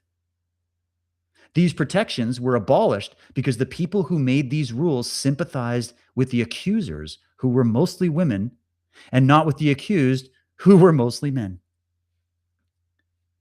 And here we go with the gender war, all by design. Everybody fails in the end. The great feminization is truly unprecedented. Other civilizations have given women the vote, granted them property rights, or let them inherit the thrones of empires. However, no civilization in human history has ever experimented with letting women control so many vital institutions of our society, from political parties to universities to our largest businesses. Even where women do not hold the top spots, women set the tone in these organizations, such that a male CEO must operate within the limits set by his human resources vice president. We assume that these institutions will continue to function under these completely novel circumstances. But what are our grounds for that assumption? And then she adds some more context here. The problem is not that women are less talented than men, or even that female modes of interaction are inferior in any objective sense. We're not saying that. The problem is that female modes of interaction are not well suited to accomplishing the goals of many major institutions. You can have an academia that is majority female, but it will be, as majority female departments in today's universities already are, oriented towards other goals than open debate and the unfettered pursuit of truth. And if your academia doesn't pursue truth, what good is it? If your journalists aren't prickly individualists who don't mind alienating people, well, what good are they? If a business loses its swashbuckling spirit and becomes a feminized, inward-focused bureaucracy, will it not stagnate? It will. And then you need government bailouts. So if the great feminization poses a threat to civilization, which I would contend that it does, the question becomes whether there is anything we can do about it. The answer depends on why you think it occurred in the first place. There are many people who think the great feminization is a naturally occurring phenomenon. Women were finally given a chance to compete with men, and it turned out they were just better. That is why there are so many women in our newsrooms, running our political parties and managing our corporations. At least that's what they say. That is what the feminists think happened, but they are wrong. Feminization is not an organic result of women outcompeting men. It is an artificial result of social engineering. And if we take our thumb off the scale, it will collapse within a generation. Whoosh. That's a tough one. I know. That's a tough one.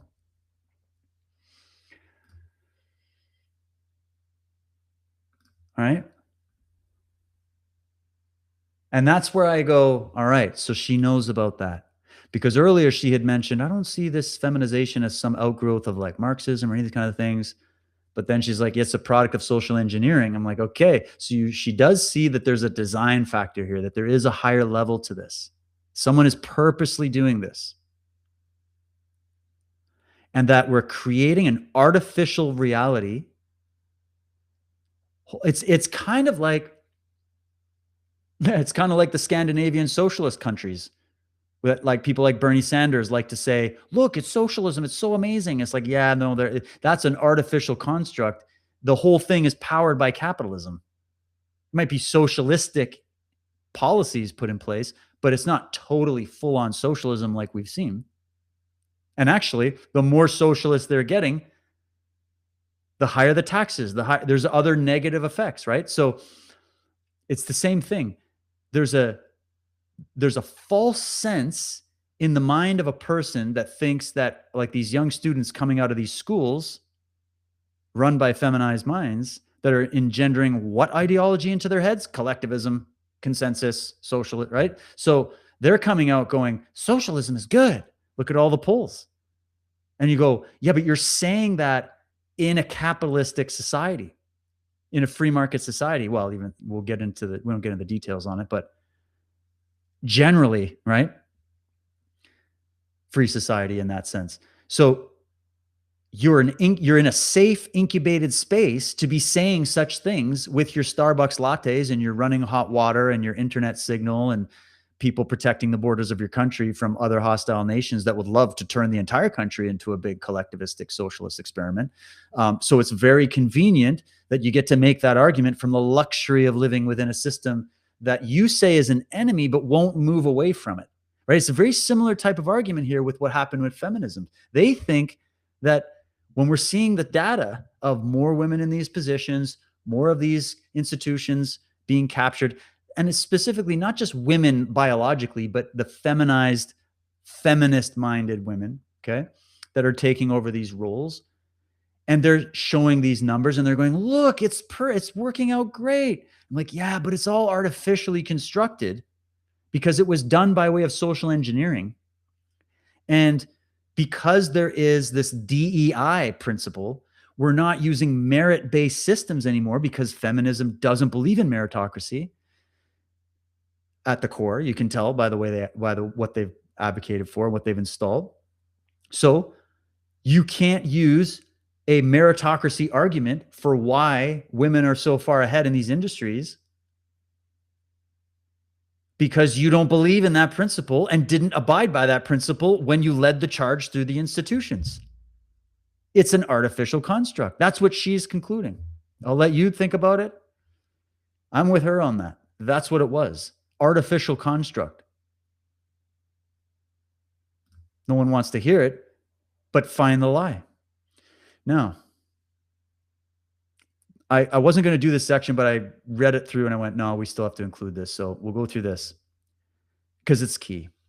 Anti-discrimination law requires that every workplace be feminized. The most obvious thumb on the scale is anti-discrimination law. It is illegal to employ too few women at your company. This is that DEI stuff. If women are underrepresented, especially in your higher management, that is a lawsuit waiting to happen. Just remember when Trudeau went with the total 50-50 split in his political party. Not merit. Not merit. DEI. As a result, employers give women jobs and promotions they would not otherwise have gotten simply in order to keep their numbers up. Kind of like Christopher Nolan's Odyssey. He's looking for the Oscar. He's just got to do the spread of his characters and spit in the face of all the Greeks and the myths to make the movie in order to hit the chime, right? And to hit the DEI quota. So it starts to affect everything, right? So she says it is rational for them to do this because the consequences for failing to do so can be dire. Texaco, Goldman Sachs, Novartis, and Coca-Cola are among the companies that have paid 9-figure settlements in response to lawsuits alleging bias against women in hiring and promotions. No manager wants to be the person who cost his company $200 million in a gender discrimination lawsuit. Anti-discrimination law requires that every workplace be feminized. A landmark case in 1991 found that pinup posters on the walls of a shipyard constituted a hostile environment for women, and that principle has grown to encompass many forms of masculine conduct. Dozens of Silicon Valley companies have been hit with lawsuits alleging frat boy culture or toxic bro culture, and a law firm specializing in these suits brags of settlements ranging from $450,000 to $8 million. Women can sue their bosses for running a workplace that feels like a fraternity house, but men can't sue when their workplace feels like a Montessori kindergarten. Naturally, employers err on the side of making the office softer. So if women are thriving more in the modern workplace, is that really because they are outcompeting men? Or is it because the rules have been changed to favor them? I mean, this is a valid question, no?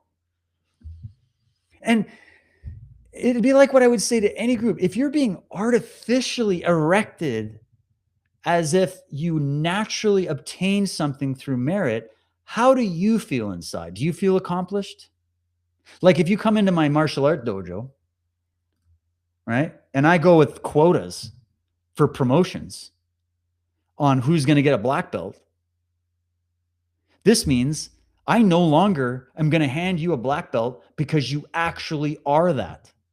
I'm going to hand it to you because I have to not get sued, to not be accused of some sort of patriarchal, hierarchical, evil system of enslavement or something. But what do you want wrapped around your waist? Do you want a belt that's just handed to you like we're in kindergarten and you got a participation award? Is that what a black belt level skill level means to you?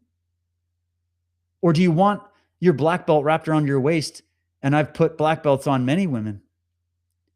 Do you want a black belt wrapped around your waist because you were actually competent through merit by achieving the skill set over years and years of hard work and personal responsibility and discipline and fortitude and dealing with your emotions and training your emotions, right? All that goes into that black belt. It's a hell of a lot more than knowing how to do a roundhouse kick or perform a ballet kata, right? Like you have to physically be capable on your worst day, you're a black belt. Your skill set is such, it is developed as such that on your worst day, you had 2 hours of sleep, you got woken up early, you're grouchy, everything's flying, and you can still execute. That's a black belt. That's worthy of your earning it, and you will gain self-worth because you earned it. If I give you the participation ribbon because of DEI quota, you don't get that self-worth upgrade. You don't get the upgrade. Your armor did not get upgraded. You didn't get the right of points assigned to all the different parts of your armor, to kind of give you the video game character analogy here, right? So you're not going to walk around with a sense of self-worth and confidence that a black belt would have. And then you're going to go on and keep teaching others how to sort of cheat their way to the top.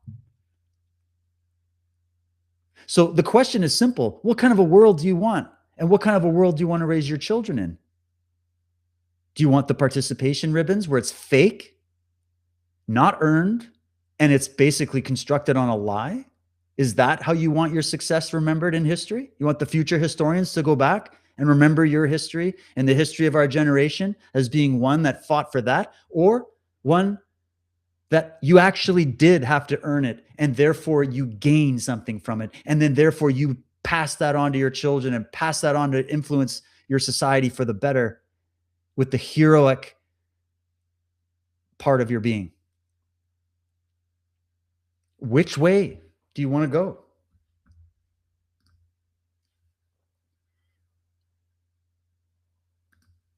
She got more here? Yeah, a couple more. And we're going to get deep. We're not even deep yet, guys. A lot can be inferred from the way that feminization tends to increase over time.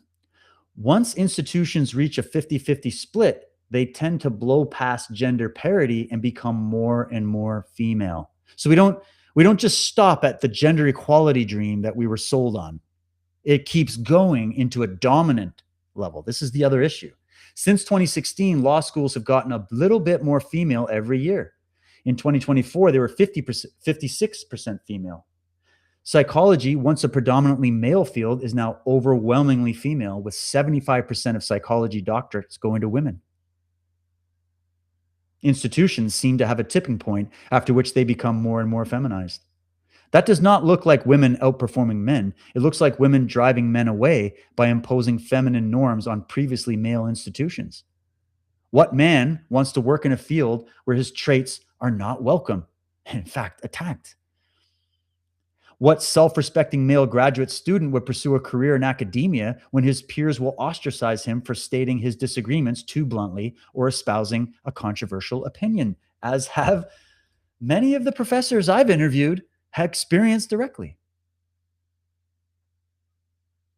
And it wasn't a bunch of alpha males in the college that were booting them out. Let me tell you that.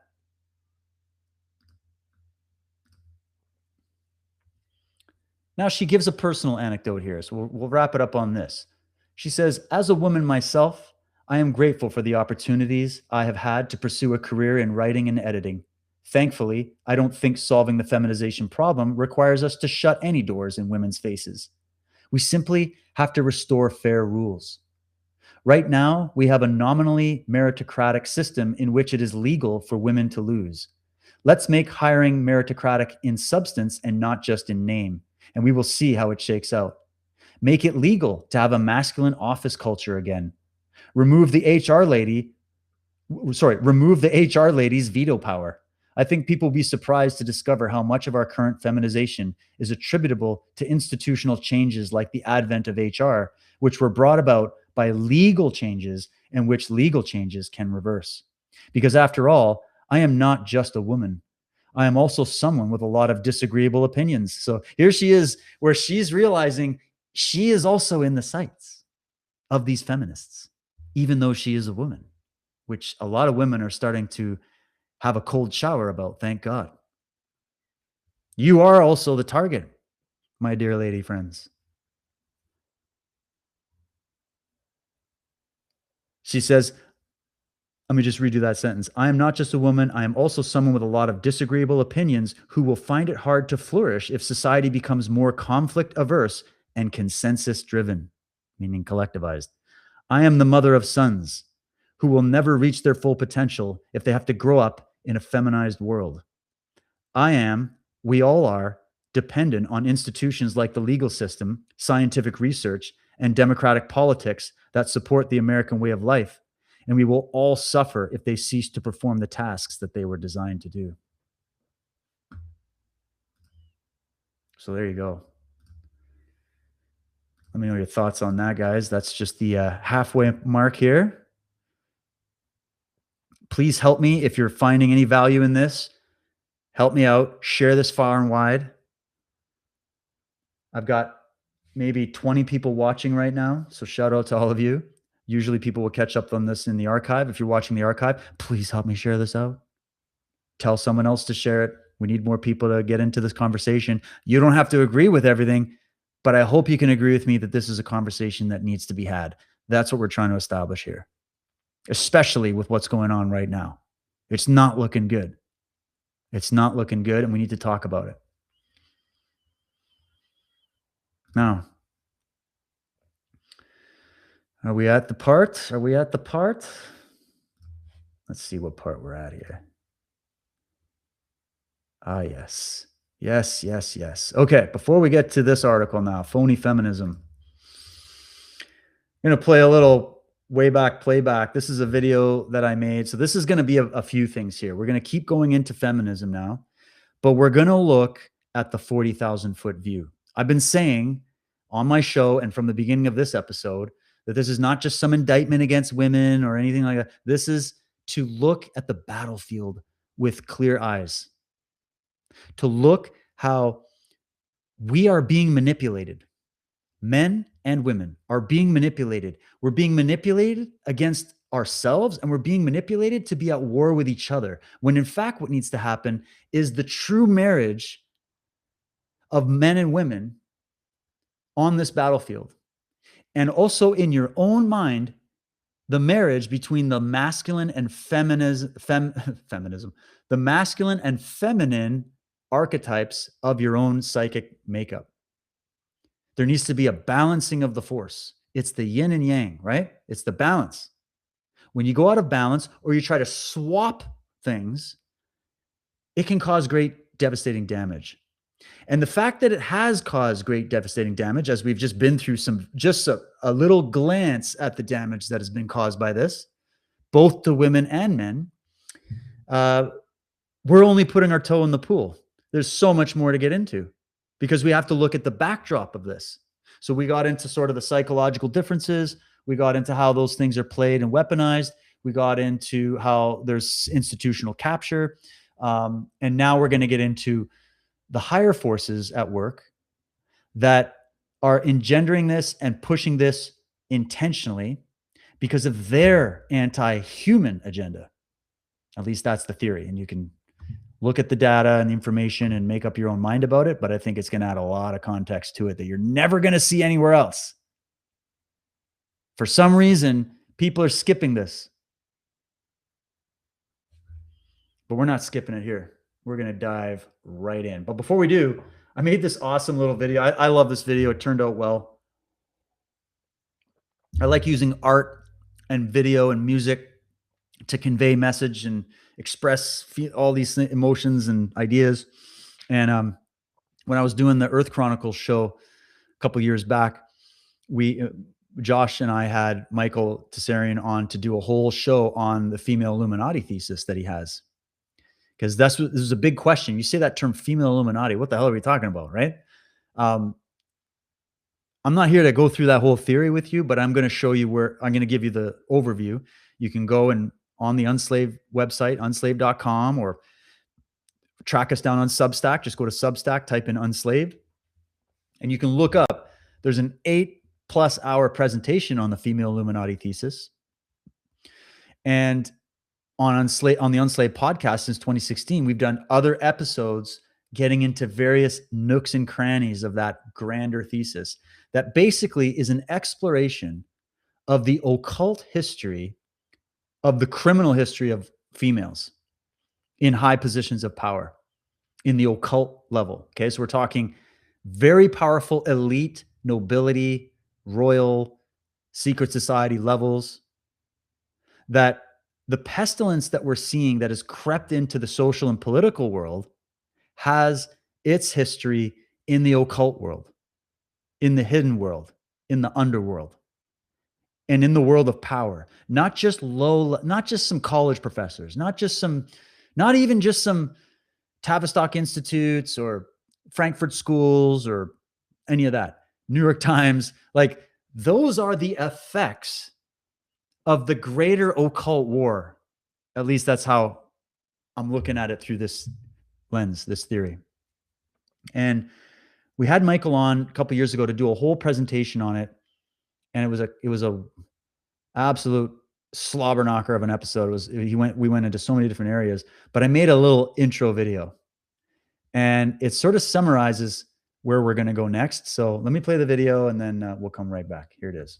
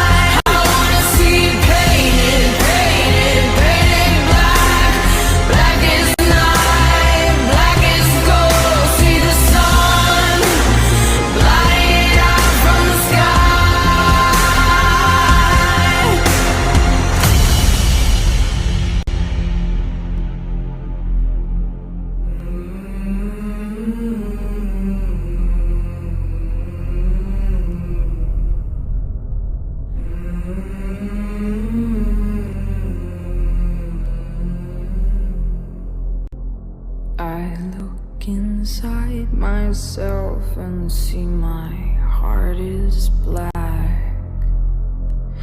No colors anymore. I want them to turn black.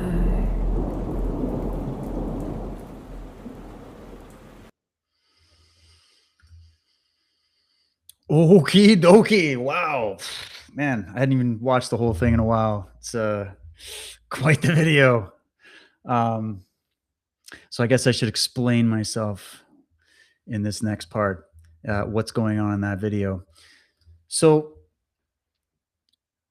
we know that there are many powerful male secret societies and occult roundtables in the world. We know the names, right? But why, oh, why? This was the question Michael was asking. This is the question that I've also inherited after really going through the research.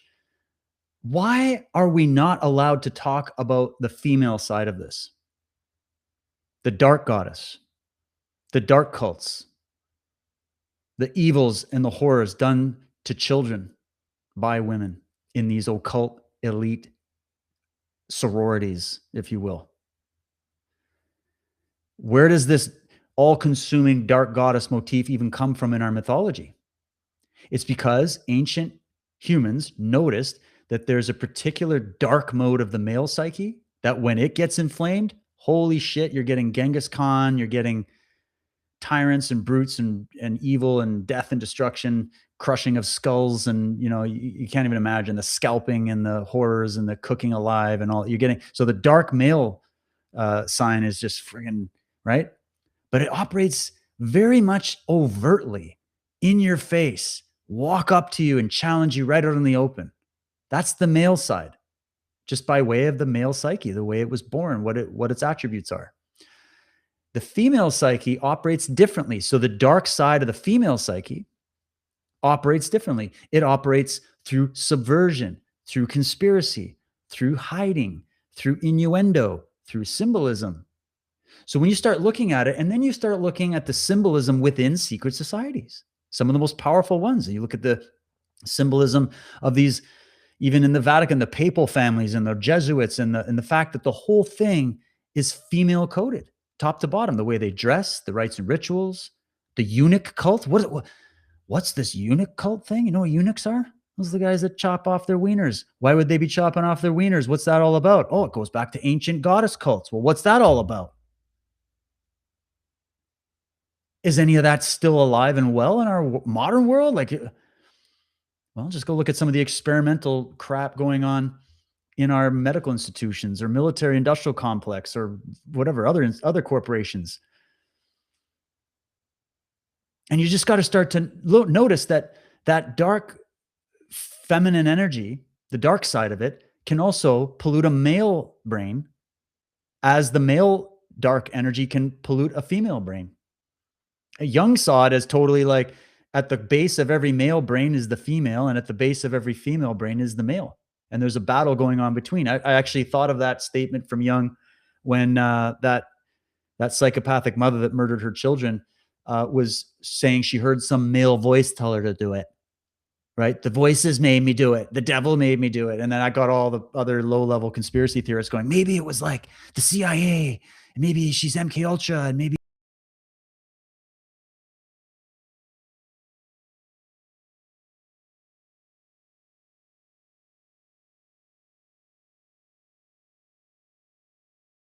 to it.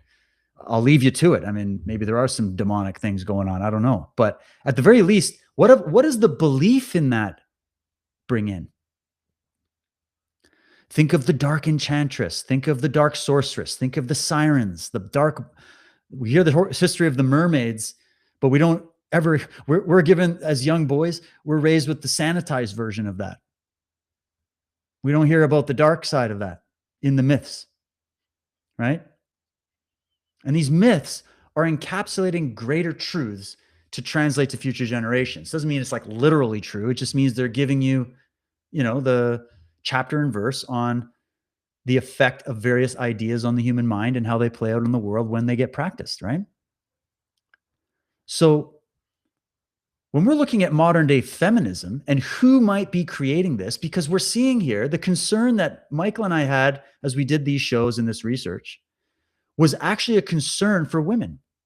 A good example of this was what we saw happen in the trans thing with the trans movement, which was sort of an outgrowth of the feminist movement, was that the trans movement was totally piloted, kicked off, and run and pushed and promoted and celebrated and fought for by the feminists, by the female world. Okay, let's just be honest about that. That was completely conceived of. There's definitely male acolytes involved, but these are not masculine types. Let me tell you that. That pushed this thing about being able to go in and physically, chemically alter little children due to an ideology that a lot of people don't realize comes right straight out of the occult doctrines, the dark ones, anyways. I'm not one of those people that thinks the whole occult background is evil. It's just a body of knowledge that people can look at, and it's a huge pile of a lot of ideas. Okay, but what they found is that they could actually bring some of these ancient cult beliefs into the modern world if you just framed it the right way, right? This is what I see as being the agenda here, and many people involved have zero idea about this level of it, but they're being used like puppets for these occult forces in my reading of it. And you have to know that when we look at this and we see the modern feminism, we're not just looking at what we think we're looking at. I think we're looking at a staged play as a recruiting mechanism to bring females into this cult, this Venus cult, this femme fatale cult. Okay? And then they have their other version for men. They pull you in other ways.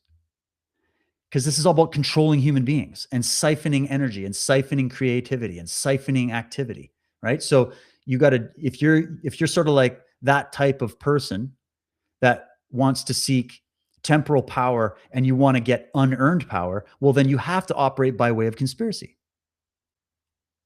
You have to, on the surface, wear the sheep's clothing, but underneath, you're a ravenous wolf. We already did the Fabian Society in a previous episode for that. And I would say even that ideology that got cooked up in the Fabian Society comes out of this ancient cult ideology from the ancient world and has just been repackaged for modern minds. So we see our world moving towards totalitarianism, collectivism,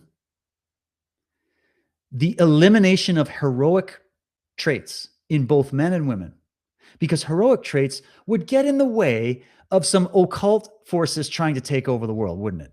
You would have no pushback. You want to eliminate any pushback.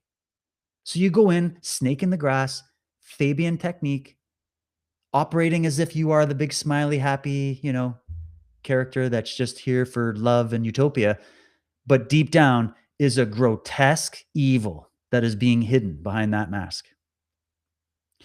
I always said it, the mask in COVID was just a symbol for the real masks that all of us wear, that everybody wears, and definitely that these people wear.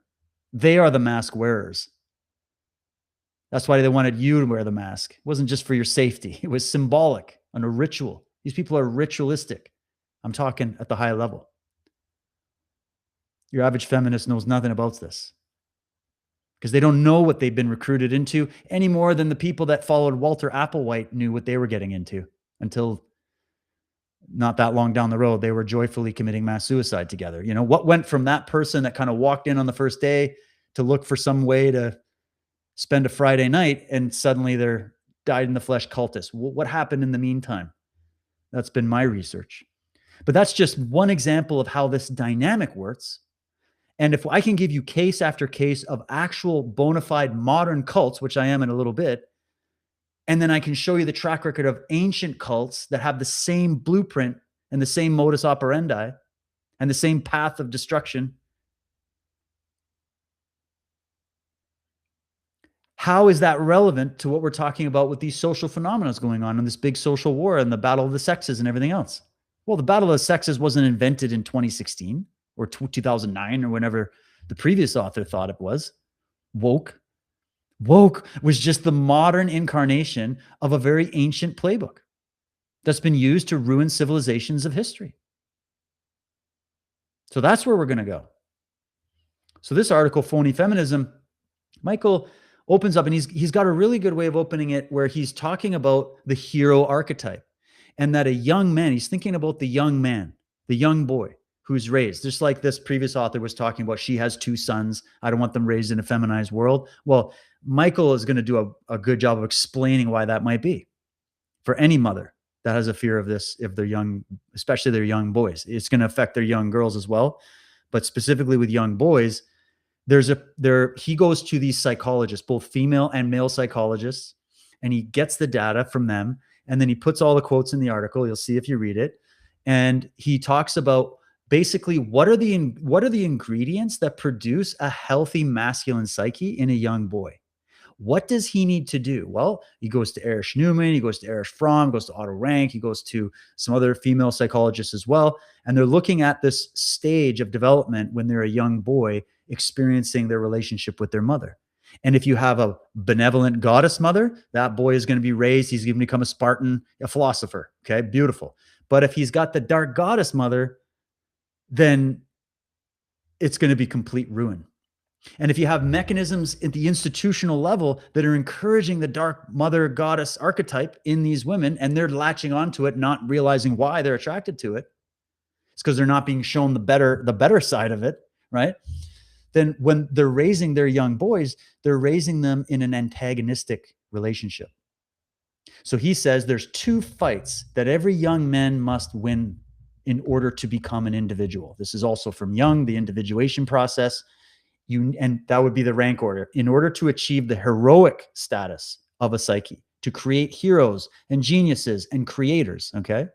The generative masculine principle that behaves in both men and women. In order to achieve that, you need to install the hero archetype. In order to install the hero archetype, you have to do something heroic. So you need to have this process, like ancient cultures did, of maturation and graduation and all these different things. It comes from the Druids, comes from the ancient civilizations in Greece and Rome, and right? So you had this, but our civilization lost it over time. We used to have it as well in the West, but then we lost it. I wonder what date we could go to when that started to be lost, but we'll leave that aside. We lost this tradition of maturing young men into manhood at the age 13, 14 and above, after they've gone through this process of matriculation that every psyche needs to go through.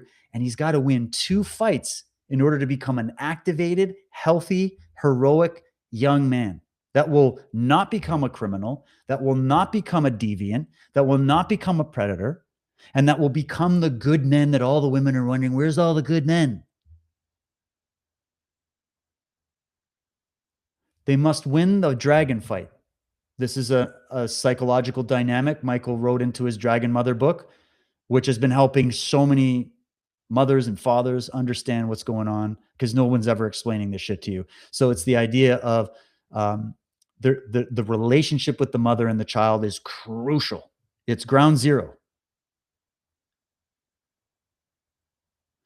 And he must win his independence from his mother. Every young man knows this. We never want to admit it, and many lose the fight.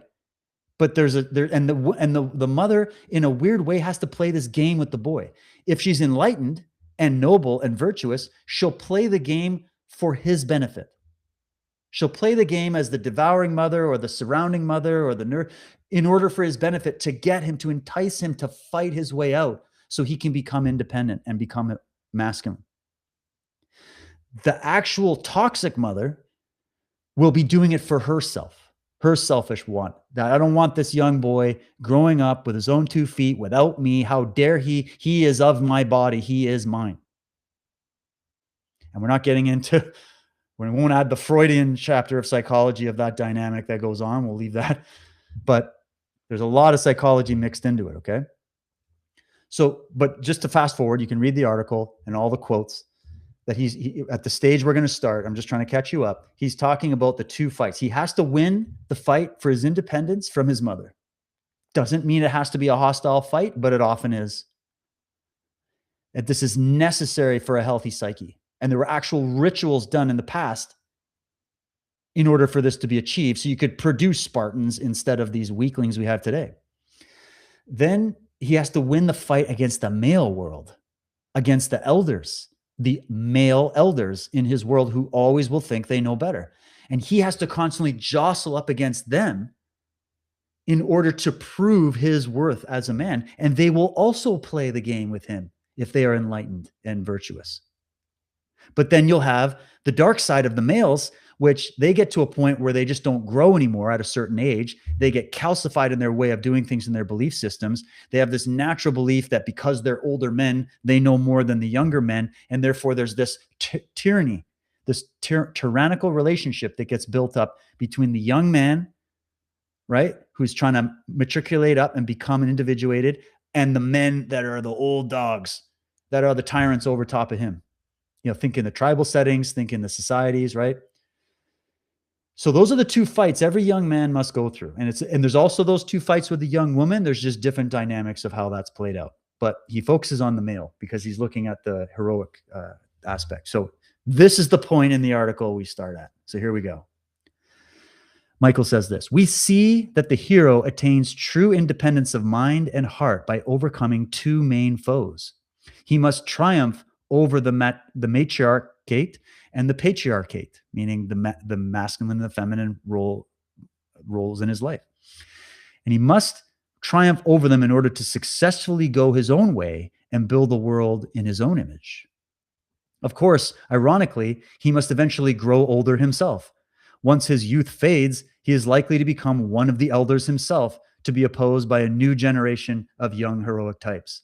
It is the never-ending cycle of necessity expressed in the world's great myths. So he's not just looking at psychology, he's also finding in the great myths from all over the world, there is this dynamic of what the hero has to go through on the hero's journey. And it's the two fights. He must win over the mother, and the devouring mother specifically, and he must win over the elder males who are envious of his youth and his strength and want to suppress him. As is the terrible mother is envious of his youth and strength. So he's got to beat that in order to become an individual. And you got Nietzsche with that warning: he who fights too long against dragons becomes himself a dragon. Interesting. Let's continue.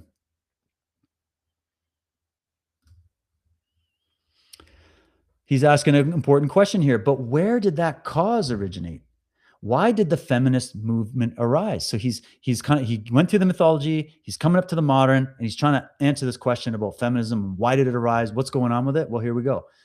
It did so due to the will of the architects of world socialism. So now we're going to get into the high table level, and as part of their nefarious plan to undermine Western civilization. So what I've been saying this whole time, the agenda is the ultra feminization of Western man. This goes for men for sure, but definitely also for women. Women were, in this regard, to be used as doomsday weapons against the men who built Western culture. The demagogues had the male youth in their sights. Attacks on masculinity and heroism will prevent progress and perfection. When young heroic alpha men cease addressing the flaws in their societies, those societies become stultified and corrupt. In the place of the archetypal battle between the young hero and his conservative elders, we have rowdy gangs of unsane females waving fists at the establishment. It gives us the impression that reform is occurring, that rights are being honored, and that injustices are being addressed. Nothing of the sort is happening. It's just a case of carefully orchestrated optics. It's a matter of staged managed histrionics with no chance of achieving positive outcomes. And one of the parts that really jumped out at me, the whole thing jumps out at me, but the one part is that when young heroic alpha men, meaning men, and we're not just talking about like the alpha male that has become the meme, you know, like Giga Chad or whatever, he's the gym bro, those guys are retards. I'm talking about actual alpha men driven by the principle of generation, creation, heroism, intellect, right? That's what we're talking about. The men that build things and defend our borders and defend our women and defend our children, right? Those guys. When those guys stop addressing the flaws in their societies, maybe because, I don't know, they've been hushed into the corner. Where have all the good men gone? Maybe it's because they've been hushed into the corner. Those societies become what? Stultified and corrupt, like what we've got. So can you see now, when we look at the corruption, we got to go back all right to the origin of it, but it's not what we've been taught.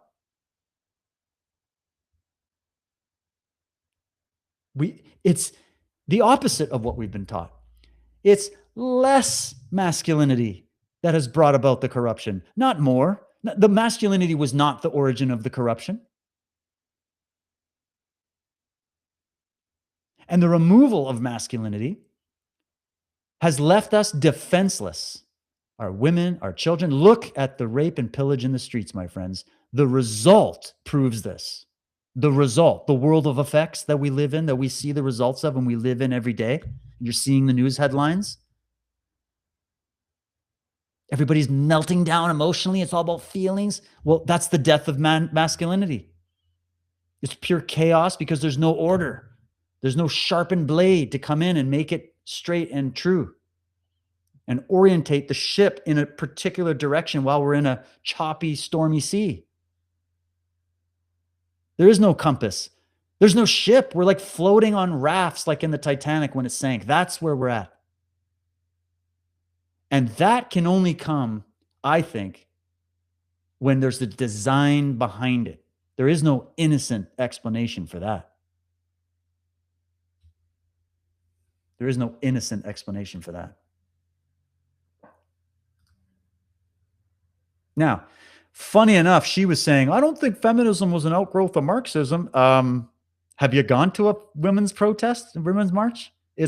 All you're seeing is Marxist fists all over the place and Soviet Union flags. And so at the very least, you could say the Marxists and the Communist International co-opted the movement. You could say that, but to separate it entirely would be a flaw in my opinion. But anyways, so here's, he just has a little caption here with this image. Death by freedom. It's what you want and what you vote for, say the imperious technocratic social engineers. Okay, you lovers of freedom, go for it. Enjoy the 1,000 cliques and subcultures, all antagonistic to one another. And it's no different with the dozens of religious denominations that proliferate, each antagonistic to the others. And it all serves to fracture society as per the agenda of the Fabian Marcusans and super secret Black Lodge that no one believes exists. You don't want to believe it exists. Just like many people would like to say, there's no need for any kind of like personal responsibility here for anybody doing crimes. Nobody wants to know the truth. This just gets chucked into, oh, it's conspiracy hogwash. But the people doing that in all the other areas of their life and in their research are in evasion of reality times 10. So you don't want to be taking advice from them. You want to go to people that are directly confronting reality. Those are the authors I look up to. Those are the thinkers I look up to. Those are the warriors I'd hold a shield beside. Not the people running from a reality, the people facing it. He goes on, the wily architects of control in the Frankfurt School, the Tavistock Institute, the Council on Foreign Relations, and other Faustian orgs have obscured and held back the historical truth because they are profoundly anti-heroic. This was a huge sentence for me because I've been arguing, as I've been learning, working with Michael, working on Unslaved, dealing with the guests that we bring on that show, reading the books, following the trail, right? That I'm like, what drives these Illuminatis? What drives these witch cults and these occult forces in the Club of Rome? What drives them? What drives these Marxists and these destroyers? If there's no innocent explanation, fine, but how do I rationalize the evil of it, the anti-humanness of it? How do we square that? He goes, these are the results of people. Okay, this is why I always sorry, I got a lot of stuff to add to this. Why I've always been telling you guys that when you look at all the isms, all the different varieties of political social movements that have names and costumes and histories and celebrities and all that behind it, like fascism and socialism and communism and crony capitalism and all these different things, when you look at it, you're just seeing a battle over turf. You're not seeing, oh, one side's good and one side's bad. You're actually seeing the same thing. I've always been joking, it's the same person. I don't care if it's a Nazi or a communist or it doesn't matter. It's the same personality type. It's the same anti-heroic type. And guess what? You go, well, they were kind of heroic. I mean, they kind of stood up to the establishment, started a revolution and infiltrated all the establishment. That's kind of heroic, isn't it? No, they're copycats. They're not actually heroic. They're fakers. They're betas trying to pretend they're wearing they're emperors without clothes, right? Wolves in sheep's clothing. They're pretending.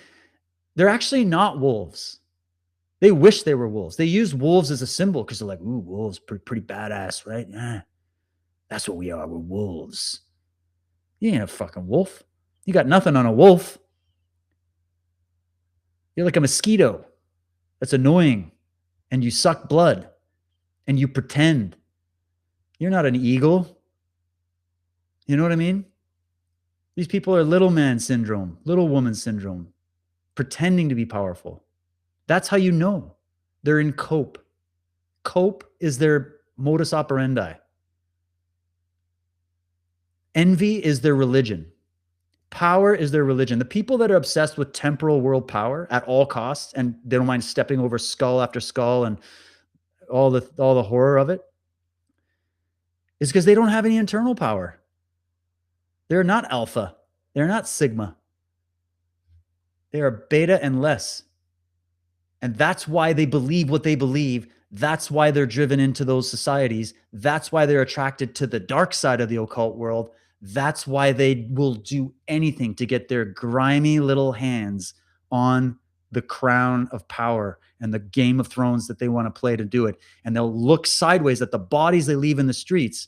And the whole time they don't mind smiling and laughing and being like that HR lady with you. That's what your governments are now. They're just like pretend they're the nice, friendly HR lady while they destroy your country, steal your land, and sell it off, and allow the barbarian hordes to come in and rape your children, right? They're going to smile the whole way because there's nothing strong or alpha or heroic or masculine about these people, even though you would call them the most powerful because they run these. They didn't gain that power through merit. Don't forget it. They don't believe in merit. They are conspirators by nature. Right? They infiltrate. They don't invade like men, like strong men would walk up and be like, we're going to take your shit and there's nothing you can do about it. Oh, yeah? We'll fight it out right in the streets openly. They don't do it like that. That's not how the Illuminati works. Their own tactics reveal their psychology. Don't you see? So anyways, he continues. They despise individuality above all things. Why? Because individuality is the biggest threat to their empire. Don't you get it? They don't want individuated souls that are empowered from within. They don't want goddess mothers and heroic fathers raising beautiful, strong, vibrant children and seeing life as a gift instead of a curse and, oh, I'm oppressed. Oh my God, I got to do the laundry and wash the dishes and feed that kid all the time. It's so depressing. They don't want women that are strong enough to handle that. They don't want men that are strong enough to actually lift physical objects and put things together and build bridges. Only enough until they're doing it at their command, but not on their own. They don't want people that are empowered to do it for their own. That's what makes a totalitarian. That's what makes a cult leader. People that despise individuality because they're anti-heroic. And they despise it above all things. They know all there is to know about how to mobilize against it. Radical women's movements have been used. You hear me, ladies? Used. And by very dark, powerful women, by the way. So just to say, we could use some help on the battlefield with this one. They have been used as a spearhead against Western civilization, which when he's saying Western civilization, he's talking about the principles and values of individual, of freedom, of heroism. And there can be no proactive mass awakening, as it is absurdly called, until the messages of history and mythology are once again respected, decoded, and taken to heart. So he explains it there. Michael's job is to be the one going, yeah, you're not having no mass awakening. Because he's kind of goading you on to say, yeah, show me your mass awakening. Show me your awakening. Come on, show me. Show me you have even a basic understanding of what really is happening to your culture right now before we even talk about awakening, right? He's there to be that strong big brother, that elder to come in and challenge the young to say, hey, come on. You think you're strong? Show me. And it's needed. This has all been purged from every HR department, every institution, because it's just yucky feelings. It's too confrontational. You know, it's time we all grow up. And another thing on this is that when you're dealing with the fight for power, a lot of people like to use words that sound better for you, right? They re-script the language so that your brain doesn't see the trick by saying it's all about female empowerment. It's all about gay rights. It's all about all these rights and empowerment and all this stuff. Yeah, that sounds great. I'd like to see some rights. I'd like to see some empowerment. Could you show me some? Oh, no, we're going to see the opposite? Oh. Where's the pushback? I mean, it's happening more now, thank you. But like, whoa, we're already pretty far behind. And just look at the horror of the detrimental effects of this. When you rearrange the natural order and you mess with it too much, what do you expect? What do you expect? Nature wins. Truth wins. It doesn't give a shit. It's just going to be what it is, and you can accept it or not. Like Miyamoto Musashi, you can live a lie or you can live in the truth. Either way, you're going to have to bend to the will of the truth because you can't win against that. But these people want to win. They're like, no, I don't want to accept the truth. I'm going to force my truth on objective reality. And I'm going to make you all drink it down. And if you don't, I'm going to employ an army to come after you. Do you see the energy behind this? And if you think this is just happening in the low levels of society or in some university somewhere, that's just the shit rolling down the hill effect. It started at the top. It started in these elite schools that were the ones that brought these ideas to the surface anyways. We wouldn't even be having this conversation if they didn't scratch all that atavism in the back of your psyche and pull this all up and then play with it like piñatas. And now nobody knows which way is up. So that's what this is all about, is trying to clarify this, okay? Now, I'm going to switch over real quick here to just a summary of some of my cults of death and power research, okay? So just for everybody to know, here's my shameless plug.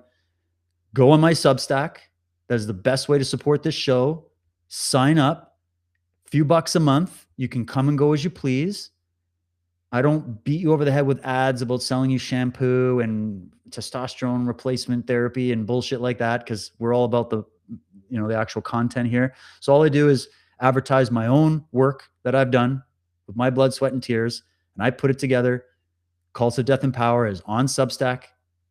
You can get it. It's deep dive into so many areas and specificities on this subject, and it goes a long way to help support the show. I'll give you the sort of overview on this one here, but I highly recommend that series. I'm very proud of it. It is worth it. You could just pay me for 1 month and you could watch the whole thing and then not pay me. I don't care, but it's worth it. Okay. So go check it out. Cults of Death and Power. What we're going through here is sort of a blend between part 3 and 4 of that one. There's 4 long form series. And I also did articles on it as well. If you just prefer reading, I did like an article version and a video presentation version. So here's the summary on that. Going some interesting points here. Ancient roots, goddess cults of death and domination. Long before the rise of the familiar male secret societies, there existed powerful female-centered cults a lot of people are not aware of. Some celebrated fertility, healing, and the cycles of life. We love those ones. Others, however, specialized in the darker current: blood, sacrifice, castration of male devotees, ritual dominance, and the inversion of the natural order. Yeah, I'm not into those cults. Cultures across the ancient world preserve records of goddesses who embodied both creation and annihilation. Inanna Ishtar of Mesopotamia was simultaneously the goddess of sexual power and of war. Kali in the Indian tradition is the devourer of time and ego, often depicted standing upon a corpse. Lilith in later Jewish folklore refused subordination and became associated with night demons and the destruction of young children. These were not soft maternal figures. They were forces that demanded absolute loyalty and often exacted a terrible price. And I realize that there's nuances with all these different goddesses, but in general, we're covering it in general. Priestesses in certain temples held genuine political and spiritual authority. In some cases, they directed the sacrifice of animals, or, according to later reports, humans. Do you know about that? Male attendants were sometimes required to emasculate themselves in service to the goddess, and there's numerous traditions and cult practices that depict this. The pattern is the same one we have already seen in male death cults. The individual is broken down so that the collective, or the deity standing behind the collective, can be elevated. This note here that I made, the deity standing behind the collective, it really tells you a lot about deities, doesn't it? That they're symbolic representations of ideas. You're really just worshiping ideas at the end of the day. These traditions never fully disappeared. They went underground and reemerged in different forms and left symbolic fingerprints that later movements would reclaim.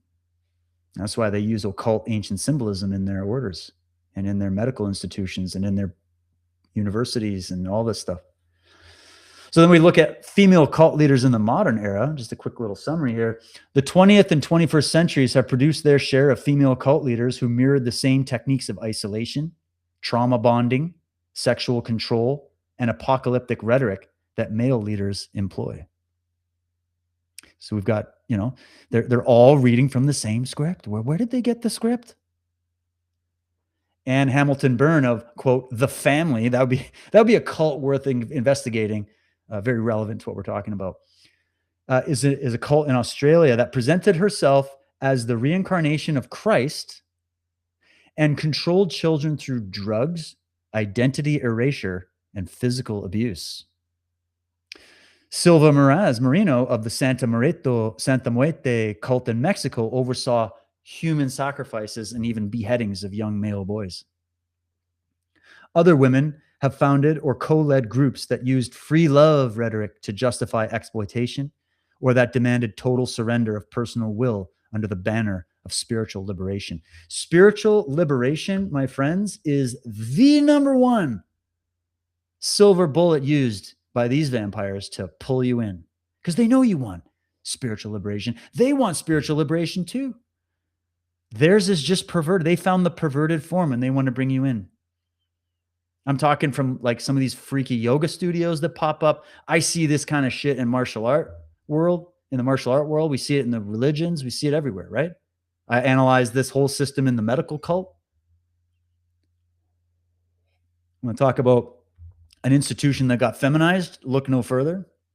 And not just feminized, but also turned into a lot of very dark satanic practices, by the way.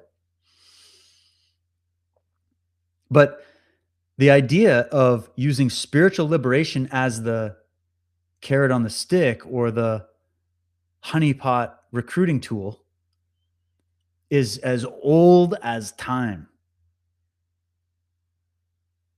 And these cases demonstrate that the architecture of cult control is gender neutral. It's got both. Charisma, the promise of belonging, the creation of an in-group versus an out-group, and the gradual erosion of critical thinking, meaning the individual, work regardless of the sex of the leader. It just so happens, though, that the female mind, for some reason, and there's been many independent studies to show this, are far more susceptible to these social contagions from TikTok, social media. In fact, an argument could be made that the weaponization of social media was specifically targeted at the female audience and specifically the mothers, because they're the doomsday weapon. They needed to be recruited. So it's been a long process of blinding them with the light until here we are, where we've got women all over the world celebrating a female psychopath that murdered her own kids. And there's far more instances we could reference on this too. Celebrating the death of the civilization that protects them from the horrors of this world that they have no knowledge about or seem to not want to know about. It's incredible when you look back at it. Not to exonerate crimes of men against women in history. We're not doing that. We're trying to show that there's something going on in humanity that is being exploited and played off against each other by some very insidious forces here. We're trying to understand how the playbook works. Now we go to the level of female secret societies and parallel orders. Alongside the better known male fraternities, there have long existed female or mixed orders. Some were purely social or charitable. Got no problem with them. Others carried initiatory and occult dimensions, and that were very dark and evil, and I don't got any time for them. Historical examples include the Sande societies of West Africa, which controlled female initiation, knowledge of herbs, and community power. In Europe, certain Masonic adoptive rites admitted women into parallel degrees. In the modern era, various goddess spirituality circles, Dianic covens, and feminist witchcraft groups have functioned as closed initiatory networks. A lot of people don't even know there's female cults and secret societies amongst the elites. So now you know. When these groups remain focused on personal development, mutual support, and genuine spiritual inquiry, they can be constructive.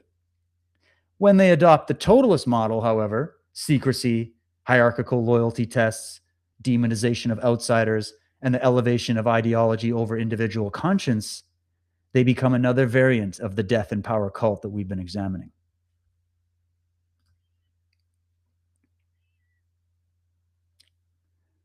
Feminism and the occult current. Now, here, the historical record becomes especially revealing. Early feminism was not a monolithic movement of pure secular justice. Significant currents within it drew heavily from spiritualism, theosophy, and the occult revival of the 19th century.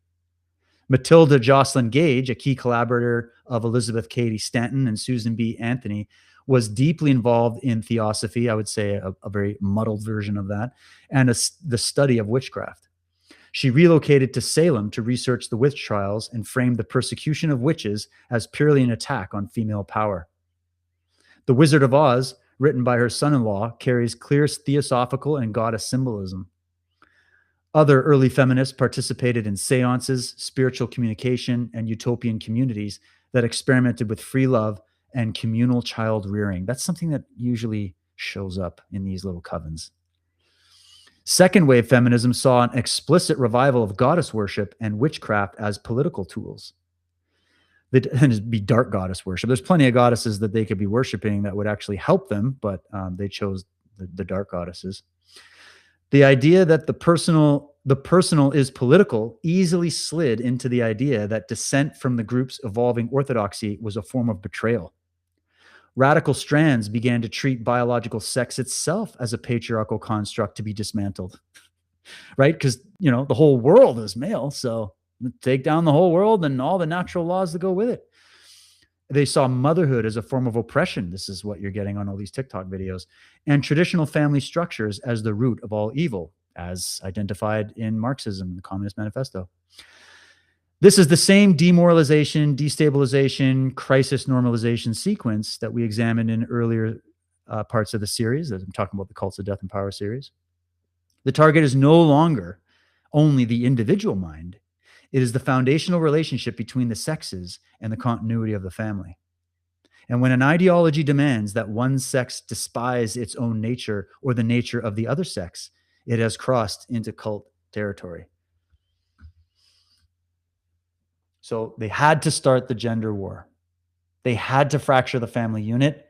And in order to do that, they wouldn't have been able to go cleanly into the male world to make that happen.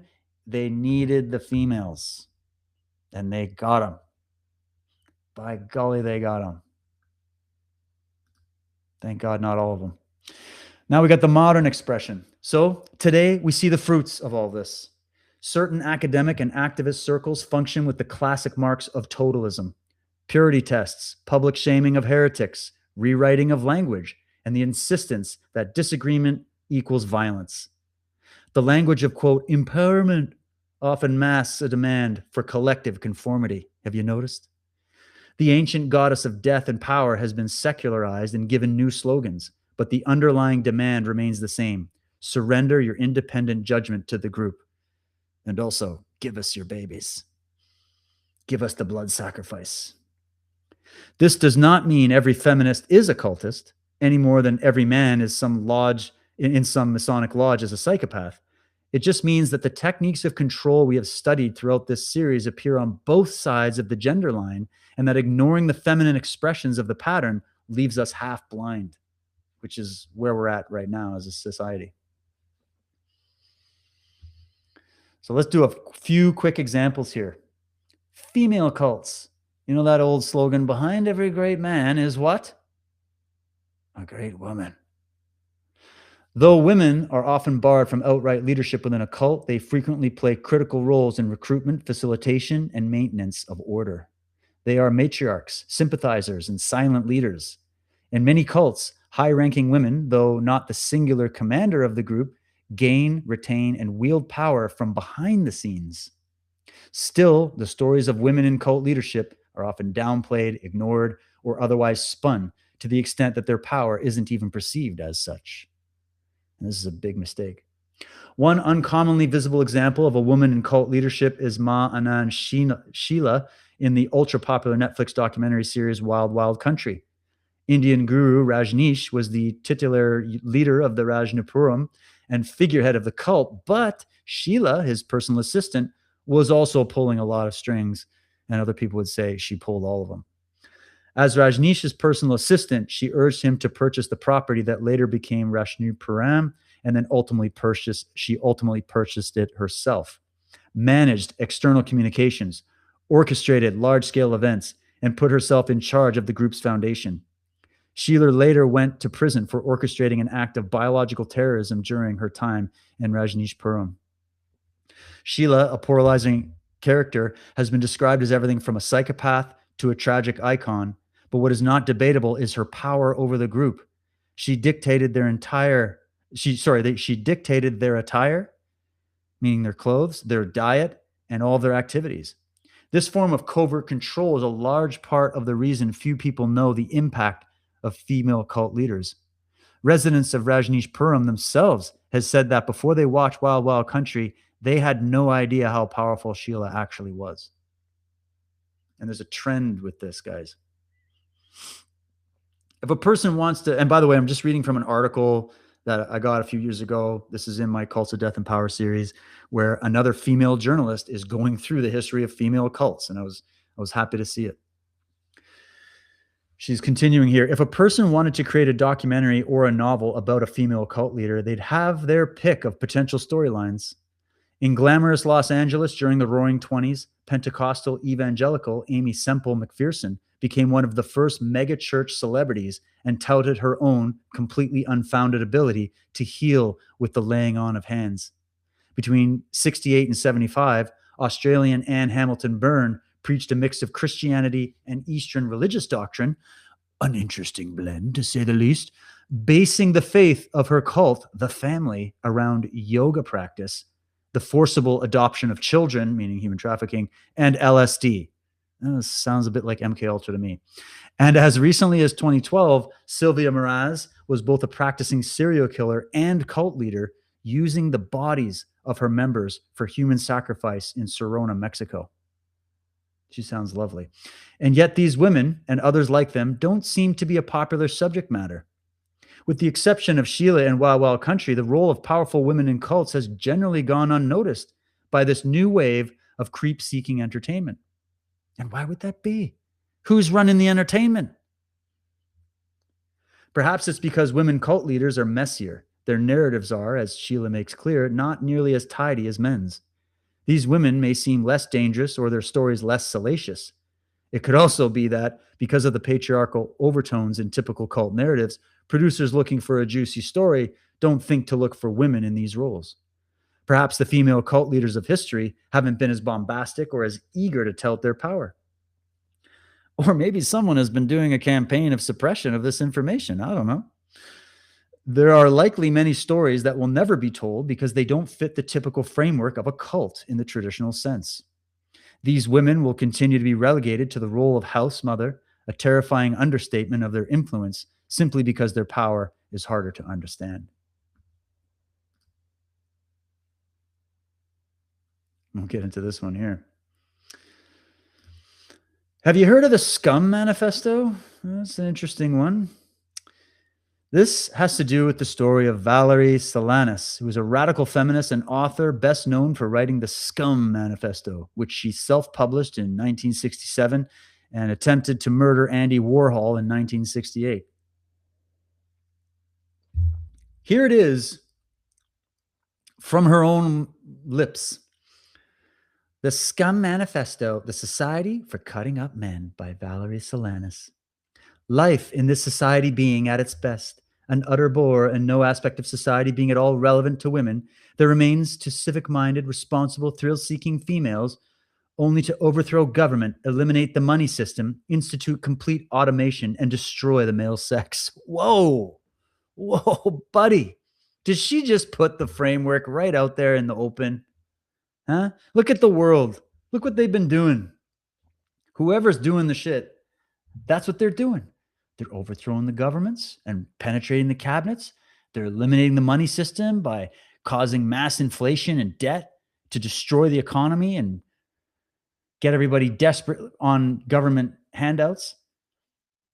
They're instituting complete automation to remove human activity from the entire picture.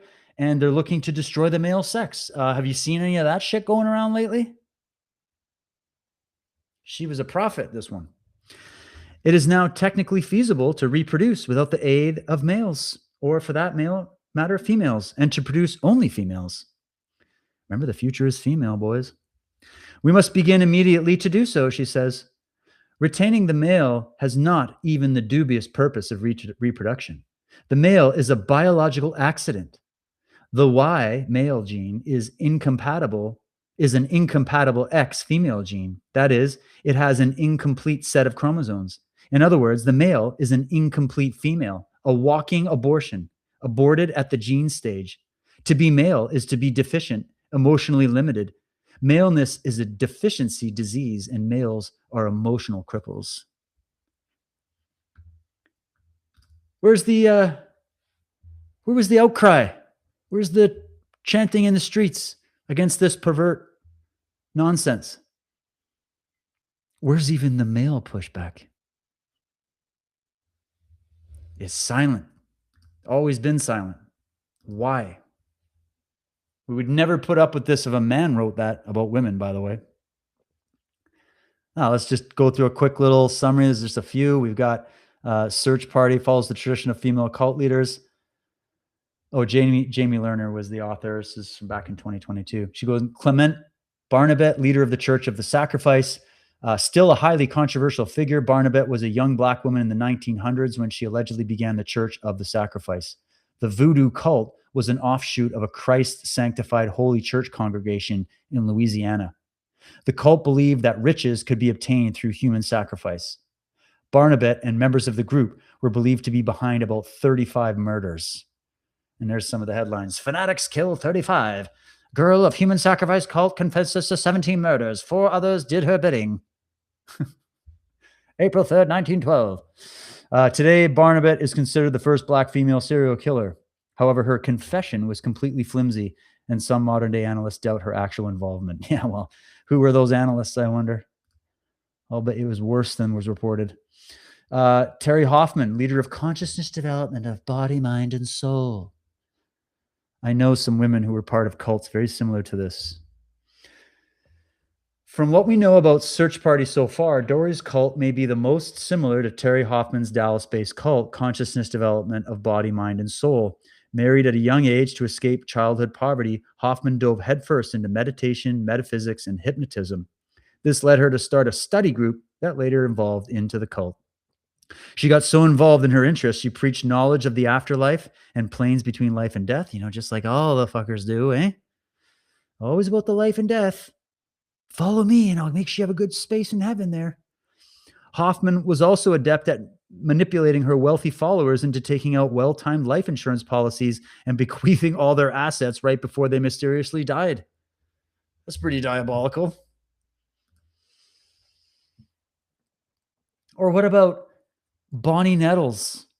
We talk about Walter Applewhite when we get to the Heaven's Gate cult, but what about his compadre? We had dough and we had tea. We talk about the dough, we don't talk about the tea. I wonder why.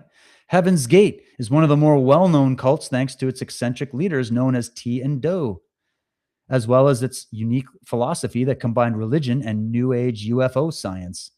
Although Bonnie Nettles, aka T, passed away a decade before the cult's mass suicide, the largest to take place in the United States, she still had a major influence over Heaven's Gates and its beliefs because, of course, she had influence over her husband, the founder of the cult.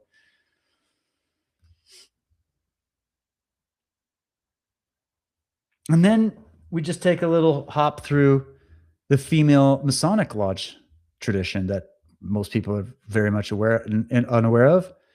You've got a few of these different women of history. You've got Annie Besant in Masonic regalia. You've got Maria Desmarais. Well, she's Canadian, isn't she? The Desmarais family, one of those powerful families in Canada. You got the apron and sash presented to the Empress Josephine on her admission to the Lodge of Virtue in Strasbourg in 1805. You've got Elizabeth Aldworth in the Masonic regalia from a mezzotint of 1811. You've got these things called the Lodges of Adoption. So as the Freemasonry of the Premier Grand Lodge of England spread in France, the French fraternity, and guys, this is just the mainstream history. Wait till you get into what people like Michael Lassarian know about this stuff. The French fraternity stayed within the letter of Anderson's proscription of women, but saw no reason to ban them from their banquets or their religious services. During the 1740s, lodges of adoption began to appear. Attached to a regular men-only lodge, wives and female relatives of the Masons would be admitted to a parallel system of degrees with a similar moral undertone to the authentic rite of the lodge. The earliest had a nautical theme. In 1747, the Chevalier Bouchain began the Order of Woodcutters, with rites supposedly based on an early version of the Carbonari. In 1774, the lodges of adoption came under jurisdiction of the Grand Orient Lodge of France, which is where you get into the Templar connection.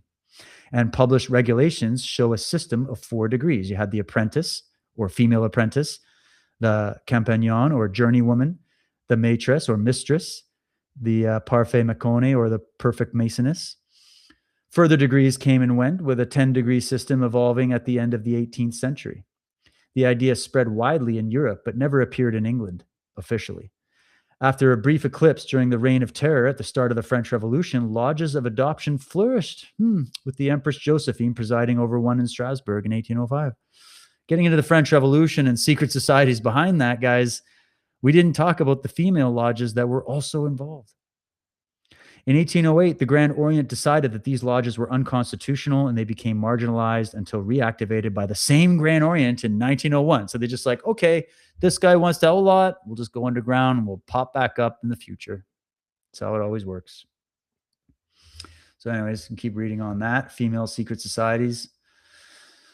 You could also get into this little chapter in my Cult of the Medics. We talk about the history of the Knights Hospitallers, who were sort of the progenitors of the Western medical system once upon a time during their crusades in France, where they set up these privatized hospitals and also spy networks.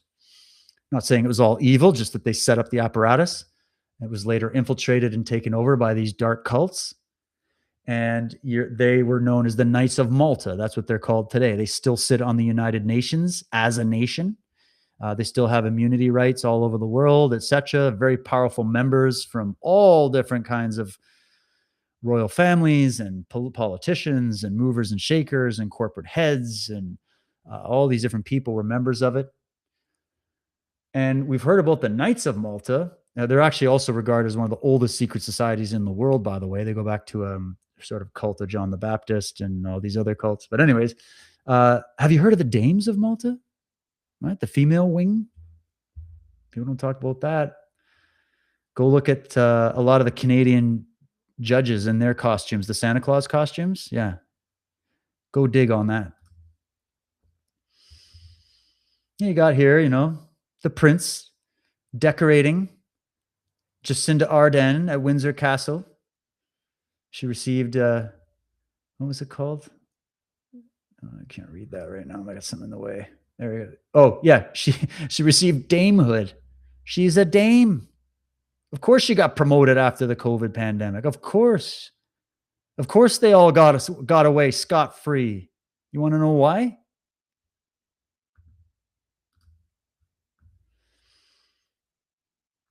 I just want to see, is there one more in here? Oh, yeah. Okay. Finish with a couple of these here. Here's a good identifier when you're dealing with a cultist, a totalist, a control freak. You're dealing with frightened minds. Okay? The constant assertion of a belief is an indication of fear, says Krishnamurti, one of our wisest sages. The constant assertion of a belief, not the constant assertion of analyzing beliefs and using logic and reason and evidence to try to weigh out the pros and cons of ideas and try to debate them until we can find truths that actually impact us in a positive way. We're not talking about that. We're talking about the people that beat you over the head and constantly with this fretful, desperate look, assert the belief. And we're talking a belief here, not a fact. And they're trying to recruit you because they need you to go along with it. Come play pretend with me. Come join the cult with me. Why aren't you drinking the Kool-Aid? Why aren't you repeating the mantras? How dare you think for yourself? It's an indication of fear.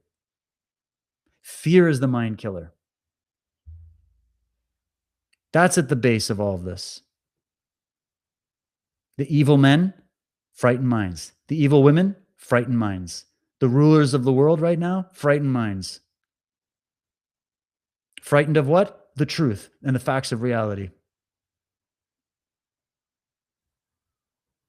Because the truth and the facts of reality would expose the whole shtick, the whole con job, the whole playing of pretend. The costumes would fall, the masks would fall. That's why they don't want the truth. That's why they don't want free speech. They don't want you reminding them of the fact that they're living a delusion and they're fighting for the forces of evil. That's annoying, right? Women, you want to look up to somebody? You want to get some champions on your wall? Go find some masculine women, empowered women that use their brains and think deep thoughts and have discovered great truths and are not cowards and stood up to the best of them and fought hard. There's a reason they don't put these champions on your wall, these feminists, because these women would tear them to absolute shreds. There wouldn't be a semblance of any grain of a shred left if they walked upon somebody like this. We've done a show on Unslaved called Great Women. There's many great women that would expose this just alongside me as much as anyone else. Well, we got some keys from Ayn Rand here. Okay? She's giving you a little hint. Just in terms of cult indoctrination, because that's what this feminism is. This, whatever you want to call I'm not getting into all the nuances on it, just what it is now, what it's turning out to. We're at a stage where we're celebrating women who murder their children and, post-birth abortion and all this nonsense and the opening up of the gates and the coddling of criminals and the destruction of our civilization and all this kind of stuff. When you see that, you need to read the people who gave you the antidote. So here she is breaking down the playbook. She says, do not be misled by an old collectivist trick, which goes like this.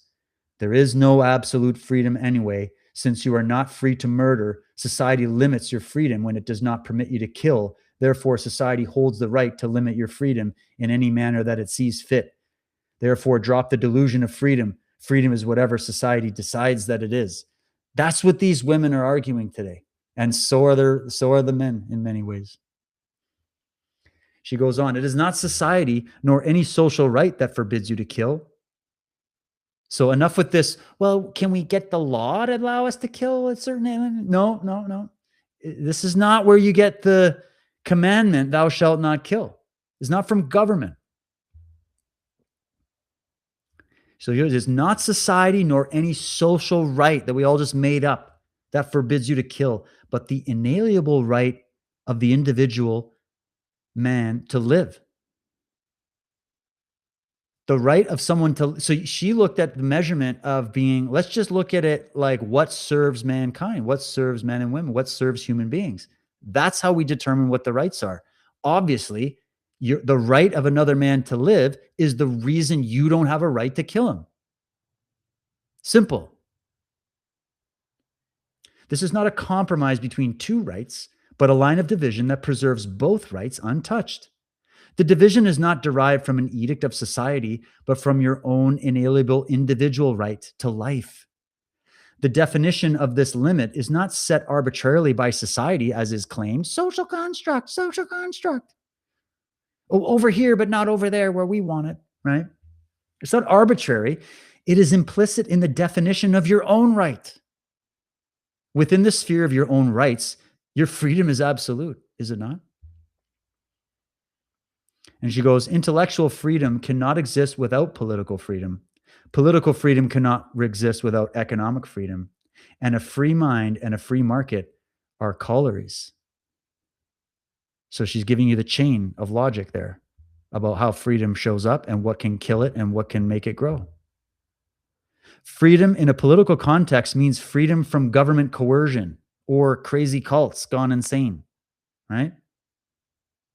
It does not mean freedom from the landlord or freedom from the employer or freedom from the laws of nature, which do not provide men with automatic prosperity, by the way. That's where the real gripe is, guys. This is a battle against nature and reality. That's what it is. Clothed in all the things they say, we're oppressed. You're not oppressed. You don't know what oppression means.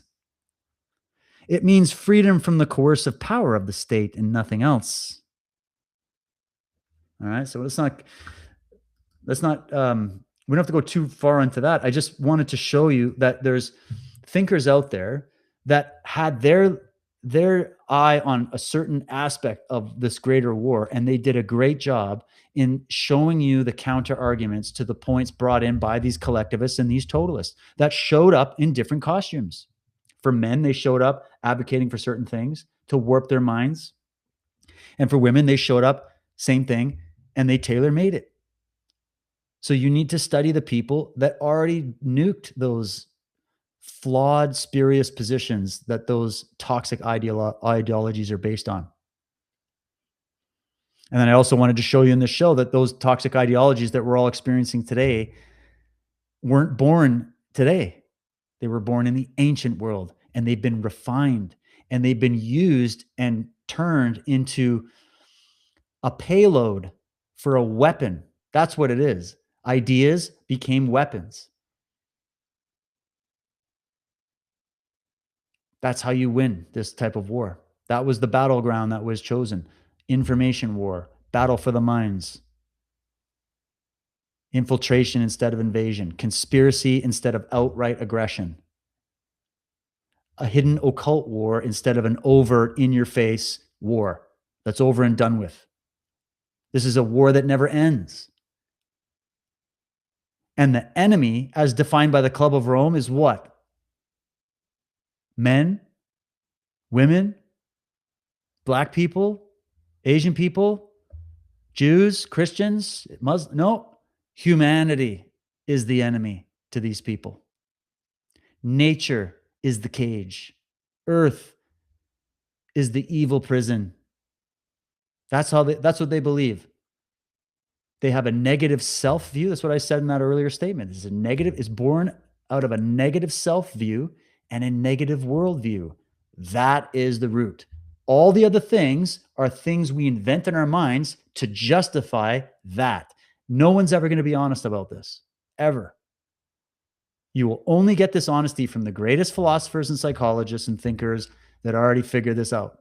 and analyzed it. So there you go.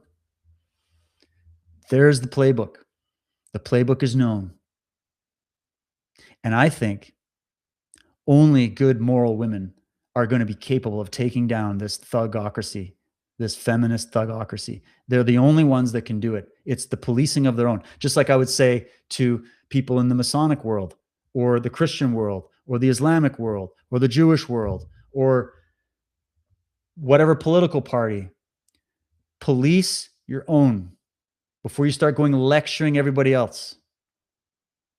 Police your own. I police my own. 99% of my shows are an inner critique at how we have fallen in the West, how men have dropped the ball in so many different ways and the evils of men and all these kinds of things. I critique the shit out of that all the time because it's to be critiqued. No one gets out of this unscathed. But I'm not seeing the same level of commitment to this from these other groups. I'm not seeing it in the conspiracy research community. I'm not seeing all these things. So to me, the best I can do is go, well, let me pull up the few voices that have come from within, just like the doctors that I showed you, the medical heretics, all the stuff going on with that, with the Fauci hearings and what went down with COVID and who's responsible and all this. We are seeing some doctors and people from the medical world that are policing their own and going, look, there's been some problems, right? With pharma and the corruption and all that, right? And so we like to see it, but we need to see more of that. The inward critique. There's a lot of finger pointing. That's not what this show is meant to be. This show is meant to be like, we're trying to be objective here, trying to zoom out and look at the whole thing and be honest. Because you don't get the types of movements we're seeing in our world right now without a cause and without the fact that we haven't been honest along the way. And that we're stifling voices that have something to say because we're worried about protecting feelings. We can't solve this mystery. We can't solve this crisis without getting rid of that. The political correctness needs to go. The truth is direct, unforgiving, and it's like that for a reason, because the lesson is there. You either live the truth or you live a lie, and you can evade the consequences, or you can evade living the truth, but you can't evade the consequences of living the truth, of not living the truth. This is why we must preserve meritocracy, because it is truth. We're not playing fake games. It's grounded in reality, meaning human nature and nature itself, natural law. That's how we fix this. We went away from it because there was an antipathy built against that. And then it's been used as a weapon. That's why I say there's no innocent explanation. And the goal of presenting any of this is to not make you go black-pilled and hopeless. To the contrary, I'm overjoyed to see there's female writers writing about this. There's female psychologists writing about this, warning other women. And I see it in the male world as well, warning men against this MGTOW bullshit, men just going their own way and all this nonsense, further dividing the sexes. I see more voices for family. I see more voices for life. I see more voices for freedom and truth. We need more of that. And we definitely need a chorus, not a few chirps, a chorus of female voices right now, of reason, to speak to their own and calm them down and show them the reason, show them the reality, show them the truth about the fact that those women don't know they are targets. They are being used. They're being used as cannon fodder in a war they don't understand, and they don't understand what's happening. And they don't, just like these, we've done the history of these radical Marxists who come in and all these young Marxists, oh yeah, we're going to have freedom and liberty and fraternity and unity and utopia. Yeah. And they're the ones that fight the revolution. And then what do the chief megadons of the revolution do to them? Oh, you guys are disposable now. Go line them up and shoot them. You know too much. You're used by very evil people that do not have women's best interest in mind at all. You can get mad at me for being the one to bring it up because I'm a guy. But let me tell you, I care infinitely amount more about the plight of women and young women and the future of women than you can imagine. But you got to learn the truth first. If we're going to help anything, we got to know the truth about it. And I'm in no way, shape, or form afraid to look at my own side of this too, and the problems in the male world also. So I'm here to just pass the information. I hope it helps. It's not hopeless, but the only way out of this is when we face the truth. That's it. There is no other. There is no other. And we got to rewind and go back to the beginning and go, what were some good things that came out of some of this feminism? Maybe there's been some good things too we can look at. What were the negatives? Can we be honest? What is the role of men and women in society? What is the role of men and women on earth?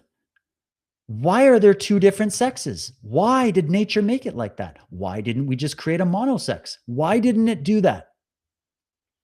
It's because it needed a vehicle for a special mix of superpowers and a different vehicle for a different mix of superpowers. And those two mixes were supposed to come together and create even more superpowers. But it didn't happen by and large. I mean, it has also, we have that record of the good side of this.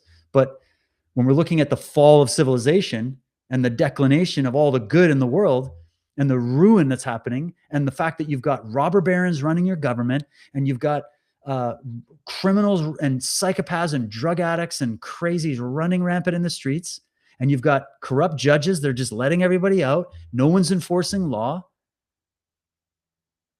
We have ideologies floating around that are so incredibly destructive to individuals and entire societies that you don't even know where to start. And they're being pitched and swallowed wholesale by people who are just very vulnerable to these coercive social engineering practices that they don't see. So if I could give any advice for any individual, whether you're man or woman out there, you might not be able to stop the bigger 40,000 foot view level of this that we've analyzed, but you can learn about it and you can apply what you've learned to your own personal life. You're going to be the doctor's orders here are become heroic. Activate your inner hero. Allow that to unfold. Accept personal responsibility in your life. What I said in that other statement, actually, I should go back to it just to recap real quick because it's very apropos, is I'll just read this again.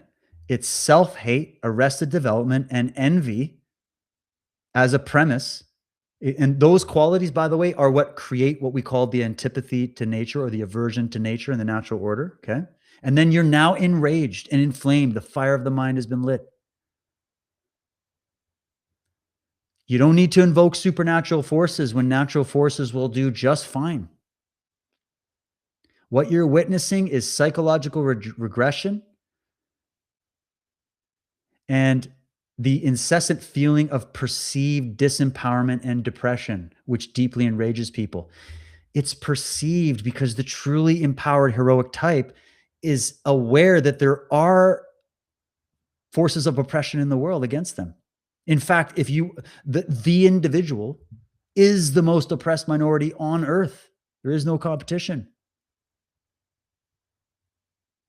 Because of the built-in collectivism that's there, that's still there from the old tribal memory. The freedom can't happen if you're going to stick back to that regressed state. So you got to pick one. What do you want? You want to live in a gulag? Or do you want a shot at freedom that does carry the weight of consequence and responsibility? And you can't just fix society. You have to fix yourself. You have to practice this. That's why I love the martial arts, the good martial arts. We teach you all the virtues in there. Merit, you got to earn it. And by earning it, it's not just because we like making you work hard and we're like sadomasochists and we're trying to oppress you with our dogma of personal empowerment. It's because we want to see you fly. And we know that in order to fly, you got to grow strong enough and you got to learn the skills. And then when you experience it, you experience the beautiful gifts that come with it, the empowerment that comes with it. And if you are personally empowered within, do you think you're going to become a person that needs to go and disempower others in order to feel powerful, like the little man and little woman does? No, you're not that person anymore. You've got your own personal power. Thank you very much. I don't need to siphon and steal it from everybody else. That's the solution. Raise children with that. Let your young boys go through the proper maturation of becoming a man, becoming a hero. Where have all the good men gone? They got raised by toxic women and hushed into a corner, and the men around them helped and assisted and were co-conspirators. The old men, envious of their youth and power and vitality, joined with the old hags and came in and said, yeah, let's turn them into mush. That way we can feel bigger and stronger. It's pretty obvious what's gone on here, guys. The same with your young women. I got 2 daughters. I want them to go on the female hero's journey and discover who they are. I don't want them growing up in a world that's run like an HR bureaucracy, micromanaged every detail. Shh, sit down, don't talk. Helicopter parent of government weighing over everything in their lives. The fear of life and the fear of reality being the new religion, as opposed to the heroic approach, the pioneering, vital spirit of creation. So that's what's inspiring this. And all I can say is I hope it helps. So thank you for tuning in. I hope you got something out of it. We'll talk again soon. Cheers, everybody.